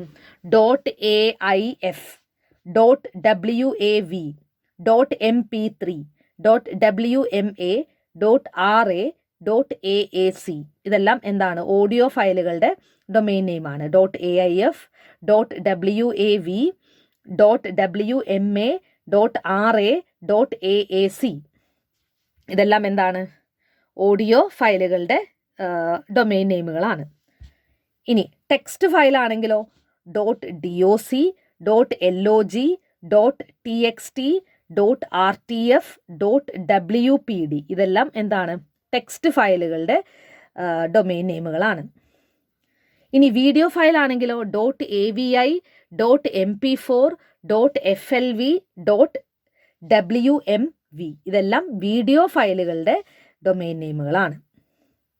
ഇനി നമുക്ക് കുറച്ച് ഹാക്കേഴ്സിനെ പരിചയപ്പെടാം. കമ്പ്യൂട്ടറിനെ ഹാക്ക് ചെയ്യുന്ന കുറച്ച് ആളുകളാണ് അല്ലേ? ടൈപ്പ് ഓഫ് ഹാക്കേഴ്സ് ഓരോന്നായിട്ട് നോക്കാം. ആദ്യം നമുക്ക് ബ്ലാക്ക് ഹാറ്റ് ഹാക്കേഴ്സിനെ നോക്കാം. ബ്ലാക്ക് ഹാറ്റ് ഹാക്കേഴ്സ് എന്ന് പറയുമ്പോൾ ബാഡ് ഹാക്കേഴ്സ് ആണ്. നമ്മുടെ പെർമിഷൻ ഇല്ലാതെ നമ്മുടെ സിസ്റ്റത്തിലേക്ക് പ്രവേശിക്കുന്ന, പെനട്രേറ്റ് ചെയ്യുന്ന ഹാക്കേഴ്സിനെയാണ് ബ്ലാക്ക് ഹാറ്റ് ഹാക്കേഴ്സ് എന്ന് പറയാം. അവർ ബാഡ് ആയിട്ടുള്ള ഹാക്കേഴ്സ് ആണ്. ഇനി വൈറ്റ് ഹാറ്റ് ഹാക്കേഴ്സ് ആരാണ്? എത്തിക്കൽ ഹാക്കേഴ്സ് ആണ്. നമ്മൾ എത്തിക്കൽ ഹാക്കിംഗ് എന്ന് പറയാറില്ലേ? അതായത് ബ്ലാക്ക് ഹാറ്റ് ഹാക്കേഴ്സിൽ നിന്ന് നമ്മളെ പ്രൊട്ടക്റ്റ് ചെയ്യുന്ന ഹാക്കേഴ്സാണ് എത്തിക്കൽ ഹാക്കേഴ്സ്. നമ്മുടെ പെർമിഷനോട് കൂടിയിട്ടായിരിക്കും അവർ നമ്മുടെ സിസ്റ്റത്തിൽ പെനട്രേറ്റ് ചെയ്യുന്നത് അല്ലേ? അല്ലാതെ നമ്മുടെ പെർമിഷൻ ഇല്ലാതെ കിടക്കുവാണെങ്കിൽ അത് ബ്ലാക്ക് ഹാറ്റ് ഹാക്കേഴ്സ് ആണ്. അവർ ബാഡ് ഹാക്കേഴ്സ് ആണ്. അതേസമയം വൈറ്റ് ഹാറ്റ് ഹാക്കേഴ്സ് എന്ന് പറയുന്നത് നമ്മുടെ പെർമിഷനോട് കൂടിയിട്ട് ബ്ലാക്ക് ഹാറ്റ് ഹാക്കേഴ്സിൽ നിന്ന് നമ്മളെ പ്രൊട്ടക്റ്റ് ചെയ്യാൻ വേണ്ടി നമ്മളെ സഹായിക്കുന്ന ഹാക്കേഴ്സാണ് എത്തിക്കൽ ഹാക്കേഴ്സ് അഥവാ വൈറ്റ് ഹാറ്റ് ഹാക്കേഴ്സ്. ഇനി ഗ്രേ ഹാറ്റ് ഹാക്കേഴ്സ് ആണ്.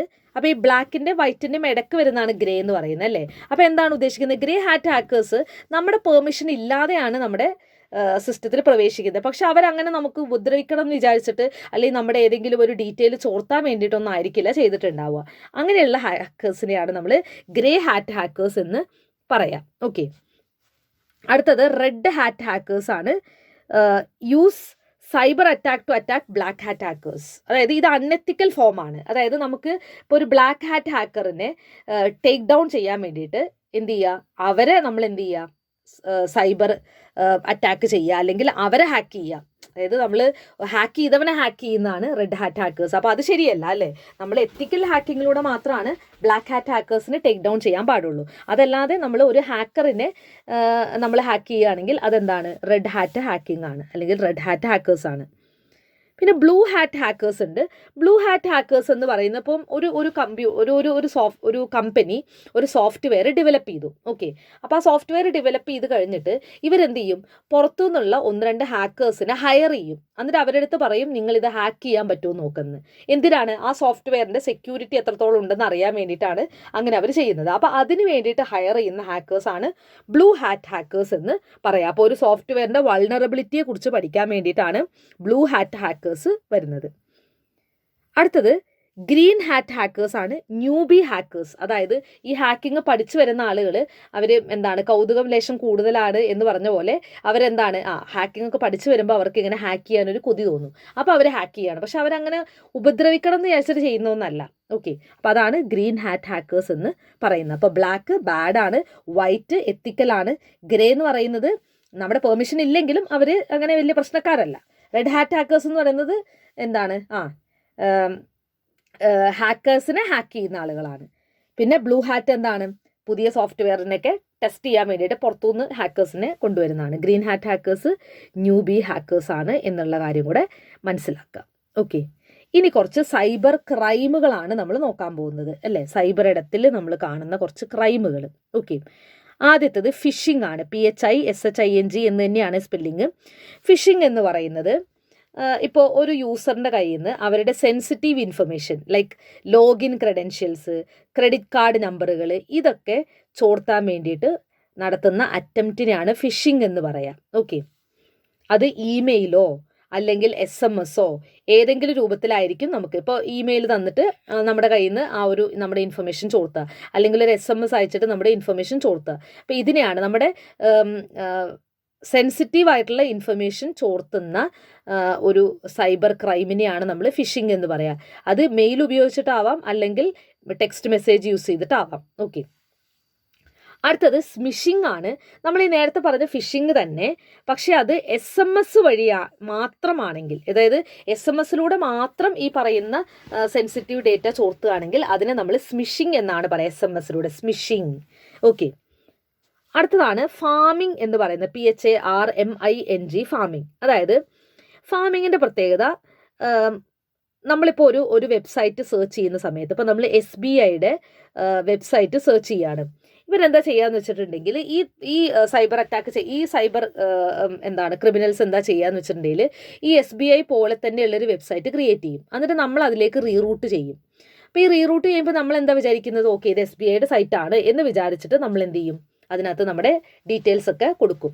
അന്നേരം ഇവർക്ക് ഇത് ചോർത്താൻ പറ്റും. അപ്പോൾ ഇവിടെ എന്താ സംഭവിക്കുന്നതെന്ന് വെച്ചിട്ടുണ്ടെങ്കിൽ നമ്മുടെ ഡീറ്റെയിൽസ് ആ ഒരു വെബ്സൈറ്റ് വഴി, അതായത് ഫേക്ക് ആയിട്ടുള്ള വെബ്സൈറ്റ് അവർ ക്രിയേറ്റ് ചെയ്തിട്ട് അതുവഴിയാണ് ചോർത്തപ്പെടുന്നത്. ഓക്കെ, അപ്പോൾ അത് നമ്മുടെ സെൻസിറ്റീവ് ആയിട്ടുള്ള ഇൻഫർമേഷൻ തന്നെയാണ്. സെൻസിറ്റീവ് ആയിട്ടുള്ള ഇൻഫർമേഷൻ മെയിലോ SMS വഴിയാണെങ്കിൽ ഫിഷിംഗ്, SMS വഴി മാത്രമാണെങ്കിൽ സ്മിഷിംഗ്. ഇനി അതൊരു വെബ്സൈറ്റ് ഫേക്ക് ചെയ്തിട്ടാണെങ്കിൽ അത് ഫാമിംഗ്. അപ്പോൾ ഇത് മൂന്നും എന്ത് തന്നെയാണ്, നമ്മുടെ സെൻസിറ്റീവ് ആയിട്ടുള്ള ഡേറ്റ ചോർത്തുന്ന പരിപാടി തന്നെയാണ് ഫിഷിങ്ങും സ്മിഷിങ്ങും ഫാമിങ്ങും. ഫിഷിംഗ് എന്ന് പറയുന്നത് ഇമെയിൽ, SMS എന്ത് തന്നെ ആവാം. സ്മിഷിംഗ് എന്ന് പറയുന്നത് SMS മാത്രം. ഫാമിംഗ് എന്ന് പറയുന്നത് ആ വെബ്സൈറ്റ് അതുപോലെ ഫേക്ക് ചെയ്തിട്ട് അതിലൂടെ ചോർത്തുന്നതാണ് ഫാമിംഗ് എന്ന് പറയുന്നത്. ഓക്കെ, അടുത്തത് സ്പാമിംഗ് ആണ്. SPAMMING, spamming. നമുക്ക് ഈ സ്പാം മെസ്സേജുകളൊക്കെ വരാറില്ലേ? അപ്പോൾ use of messaging system to send multiple unsolicited message to large number of recipients for the purpose of commercial advertising. അതൊരു സൈബർ ക്രൈം ആയിട്ടാണ് നമ്മൾ കാണുക. അതായത് നമുക്കൊക്കെ വരാറുണ്ടല്ലോ സ്പാം മെസ്സേജുകൾ. അപ്പോൾ അതിനെയാണ് സ്പാമിംഗ് എന്ന് പറയാം. അതായത് അവരുടെ കമേഴ്ഷ്യൽ അഡ്വർടൈസിങ്ങിൻ്റെ പേർപ്പസിന് അവരെന്ത് ചെയ്യാണ്, എല്ലാവർക്കും ഇങ്ങനെ ഇതേപോലെ സ്പാം മെസ്സേജുകൾ അയക്കുന്നതിനെയാണ് സ്പാമിംഗ് എന്ന് പറയുന്നത്. ഓക്കെ, നെക്സ്റ്റ് ഒരു സൈബർ ക്രൈമാണ് ക്ലിക്ക് ജാക്കിംഗ് എന്ന് പറയുന്നത്. Malicious technique of tricking web users into revealing confidential information. അതായത് വെബ് യൂസേഴ്സിനെ കൊണ്ട് അവരുടെ കോൺഫിഡൻഷ്യൽ ആയിട്ടുള്ള ഇൻഫർമേഷൻസ് വളരെ മലീഷ്യസ് ആയിട്ടുള്ള ടെക്നീക്ക് ഉപയോഗിച്ച്, അതായത് വളരെ മോശമായിട്ടുള്ള ടെക്നീക്കുകൾ ഉപയോഗിച്ചിട്ട് എന്ത് ചെയ്യുന്നതാണ്, അവരെ കൊണ്ട് അത് റിവീൽ ചെയ്യിപ്പിക്കുന്നതിനെയാണ് ക്ലിക്ക് ജാക്കിംഗ് എന്ന് പറയാം. Okay, next is keylogger. It is a type of cyber threat. It is a form of spyware. അതായത് ഇപ്പോൾ നമ്മൾ നമ്മുടെ സിസ്റ്റത്തിലേക്ക് ഒരു സ്പൈവെയർ ഏതെങ്കിലും ഒരു ഫയൽ വഴി നമ്മുടെ സിസ്റ്റത്തിലേക്ക് പ്രവേശിപ്പിക്കും. അപ്പോൾ നമ്മൾ ഓരോ തവണ ക്ലിക്ക് ചെയ്യുമ്പോഴും, നമ്മൾ കീബോർഡ് യൂസ് ചെയ്യുമ്പോഴും അത് അവർക്ക് കാണാൻ പറ്റും. അതായത് ഇപ്പം നമ്മൾ പാസ്വേഡ് ടൈപ്പ് ചെയ്യുകയാണ്, അവർക്ക് കാണാൻ പറ്റും. കാരണം ഓൾറെഡി അവർ നമുക്കൊരു സ്പൈവെയർ സെൻഡ് ചെയ്തിട്ടുണ്ട്. ആ സ്പൈവെയർ നമ്മൾ ഇപ്പോൾ ഒരു ലിങ്ക് രൂപത്തിലായിരിക്കും. അതുകൊണ്ടാണ് നമ്മൾ ഈ ആഡ് ലിങ്കുകളൊന്നും ഓപ്പൺ ആക്കരുതെന്ന് പറയുന്നത്. ചിലപ്പോൾ അത് ഓപ്പൺ ആക്കുന്ന സമയത്ത് അതിനകത്ത് സ്പൈവെയർ കാണും. നമ്മളത് ഓപ്പൺ ആക്കി കഴിഞ്ഞാൽ നമ്മുടെ സിസ്റ്റത്തിനകത്ത് ആ സ്പൈവെയർ ആക്റ്റീവ് ആവും. അപ്പോൾ നമ്മൾ ഓരോ തവണ നമ്മൾ നമ്മുടെ കീബോർഡിൽ ടൈപ്പ് ചെയ്യുന്ന സമയത്തും അവർക്കത് കാണാൻ പറ്റും. അപ്പോൾ നമ്മുടെ പാസ്വേഡൊക്കെ ആണെങ്കിൽ അവർക്ക് ആ പാസ്വേഡ് അറിയാൻ പറ്റും. നമുക്ക് നമ്മുടെ ആ ഒരു പാസ്വേഡ് ലീക്ക് ആവുകയും ചെയ്യും. സോ ഇതൊക്കെയാണ് നമ്മൾ മെയിനായിട്ട് മനസ്സിലാക്കേണ്ട സൈബർ ക്രൈമുകൾ. എക്സാമിന് ചോദിച്ചിട്ടുള്ളത് ഈ പറയുന്ന 6 സൈബർ ക്രൈമുകളാണ്. ഇതിൽ തന്നെ ക്ലിക്ക് ജാക്കിങ്ങും കീലോഗറൊക്കെ ഈ അടുത്ത കാലത്താണ് കണ്ടു തുടങ്ങിയത്. അതിന് മുന്നേ ഉണ്ടായിരുന്നത് ഫിഷിങ്ങും സ്മിഷിങ്ങും ഫാമിങ്ങും സ്പാമിങ്ങും ആണ് കൂടുതൽ ചോദിച്ചു കണ്ടിട്ടുള്ളത്. ഇപ്പോൾ റീസെൻ്റ് ആയിട്ട് ക്ലിക്ക് ജാക്കിങ്ങിൽ നിന്നും കീലോഗറിൽ നിന്നും ഒക്കെ ചോദ്യങ്ങൾ കാണുന്നുണ്ട്. അതുകൊണ്ടാണ് ഞാൻ അതും കൂടെ ആഡ് ചെയ്തത്. ഓക്കെ, ഇനി സേർട്ട് ഇൻ എന്താണെന്നുള്ളതാണ് നോക്കാൻ പോകുന്നത്. സേർട്ട് ഇൻ എന്ന് പറയുന്നത് അതിൻ്റെ full form Indian computer emergency response team എന്നാണ്. സേർട്ട് കമ്പ്യൂട്ടർ എമർജൻസി റെസ്പോൺസ് ടീം. ആ ഇൻ എന്നുള്ളത് ഇന്ത്യൻ ആണ്. ഓക്കെ, അപ്പോൾ ഇന്ത്യൻ കമ്പ്യൂട്ടർ എമർജൻസി റെസ്പോൺസ് ടീമാണ്. എന്താണ് ഇവരുടെ function? It is N early warning system for cyber threat. അതായത് ഒരു സൈബർ അറ്റാക്കിന് നമുക്കൊരു ഏർലി വാർണിംഗ് സിസ്റ്റമാണ്. അതായത് ഒരു സൈബർ അറ്റാക്ക് വരുന്നുണ്ട് എന്ന് നമുക്കൊരു വാർണിംഗ് തരുന്ന സിസ്റ്റത്തിനെയാണ് സേർട്ട് ഇൻ എന്ന് പറയാം. Okay, it is a national nodal agency for cyber security in India. ഇന്ത്യയിലെ സൈബർ സെക്യൂരിറ്റിക്ക് വേണ്ടിയിട്ടുള്ള ഒരു നോഡൽ ഏജൻസി എന്ന് വേണമെങ്കിൽ പറയാം. പിന്നെ ഇതൊരു സ്റ്റാറ്റ്യൂട്ടറി ബോഡിയാണ്. അതായത് ഇത് പാർലമെൻറ്റിൽ ഒരു ബില്ല് പാസ്സാക്കിയിട്ട് ഫോം ചെയ്തിട്ടുള്ള ഒരു ബോഡിയാണ്. അതുകൊണ്ട് തന്നെ ഇതൊരു സ്റ്റാറ്റ്യൂട്ടറി ബോഡിയാണ്. It conducts public awareness programme on cyber security. Cyber സെക്യൂരിറ്റിയുമായി ബന്ധപ്പെട്ടിട്ടുള്ള പബ്ലിക് അവയർനെസ് പ്രോഗ്രാമുകളൊക്കെ എന്ത് ചെയ്യുന്നുണ്ട്, സേർട്ടിന് കണ്ടക്ട് ചെയ്യുന്നുണ്ട് എന്നുള്ള കാര്യം കൂടെ മനസ്സിലാക്കുക. അപ്പോൾ സൈബർ ക്രൈമുമായി ബന്ധപ്പെട്ടിട്ടുള്ള ഒരു ബോഡിയാണ്, സൈബർ ക്രൈം തടയാൻ വേണ്ടിയിട്ടുള്ള ഒരു ബോഡിയാണ്, ഇന്ത്യയിലൊരു ബോഡിയാണ് സേർട്ട് ഇൻ എന്ന് പറയുന്നത്. കമ്പ്യൂട്ടർ എമർജൻസി റെസ്പോൺസ് ടീം എന്നാണ് ഇതിൻ്റെ full form computer emergency response team, Indian computer emergency response team. Okay, അപ്പോൾ ഇത്രയാണ് നമ്മൾ ICTയുമായി ബന്ധപ്പെട്ടിട്ട് മനസ്സിലാക്കേണ്ട കാര്യങ്ങൾ. പിന്നെ നമ്പർ സിസ്റ്റവുമായിട്ട് ബന്ധപ്പെട്ടിട്ടുള്ള ക്വസ്റ്റ്യൻസ് നിങ്ങൾ ഞാൻ ഓൾറെഡി ചെയ്തിട്ടുണ്ട്, അത് ജസ്റ്റ് ഒന്ന് കണ്ടാൽ മതി. അപ്പോൾ അത് മാരത്തോണിൽ ഞാനത് ഉൾപ്പെടുത്തണ്ടെന്ന് വിചാരിച്ചു, കാരണം അപ്പോൾ മാരത്തോണിൻ്റെ ലെങ്ത്ത് ഭയങ്കര കൂടിപ്പോവും, അതുകൊണ്ടാണ് ഞാനത് ഉൾപ്പെടുത്താത്തത്. നമ്മൾ തിയറി മാത്രം പറഞ്ഞു പോകാമെന്ന് വിചാരിച്ചിട്ടാണ്. Okay, so hope it was useful. Thank you for watching. സപ്പോർട്ടിന് ഒരുപാട് നന്ദിയുണ്ട്. പിന്നെ ഒരുപാട് പേർക്ക് ഇത് യൂസ്ഫുൾ ആയി എന്നൊക്കെ കമൻറ്റ് ബോക്സിൽ കാണുമ്പോൾ ഒരുപാട് സന്തോഷമുണ്ട്. Happy to help you. Stay tuned. Thank U.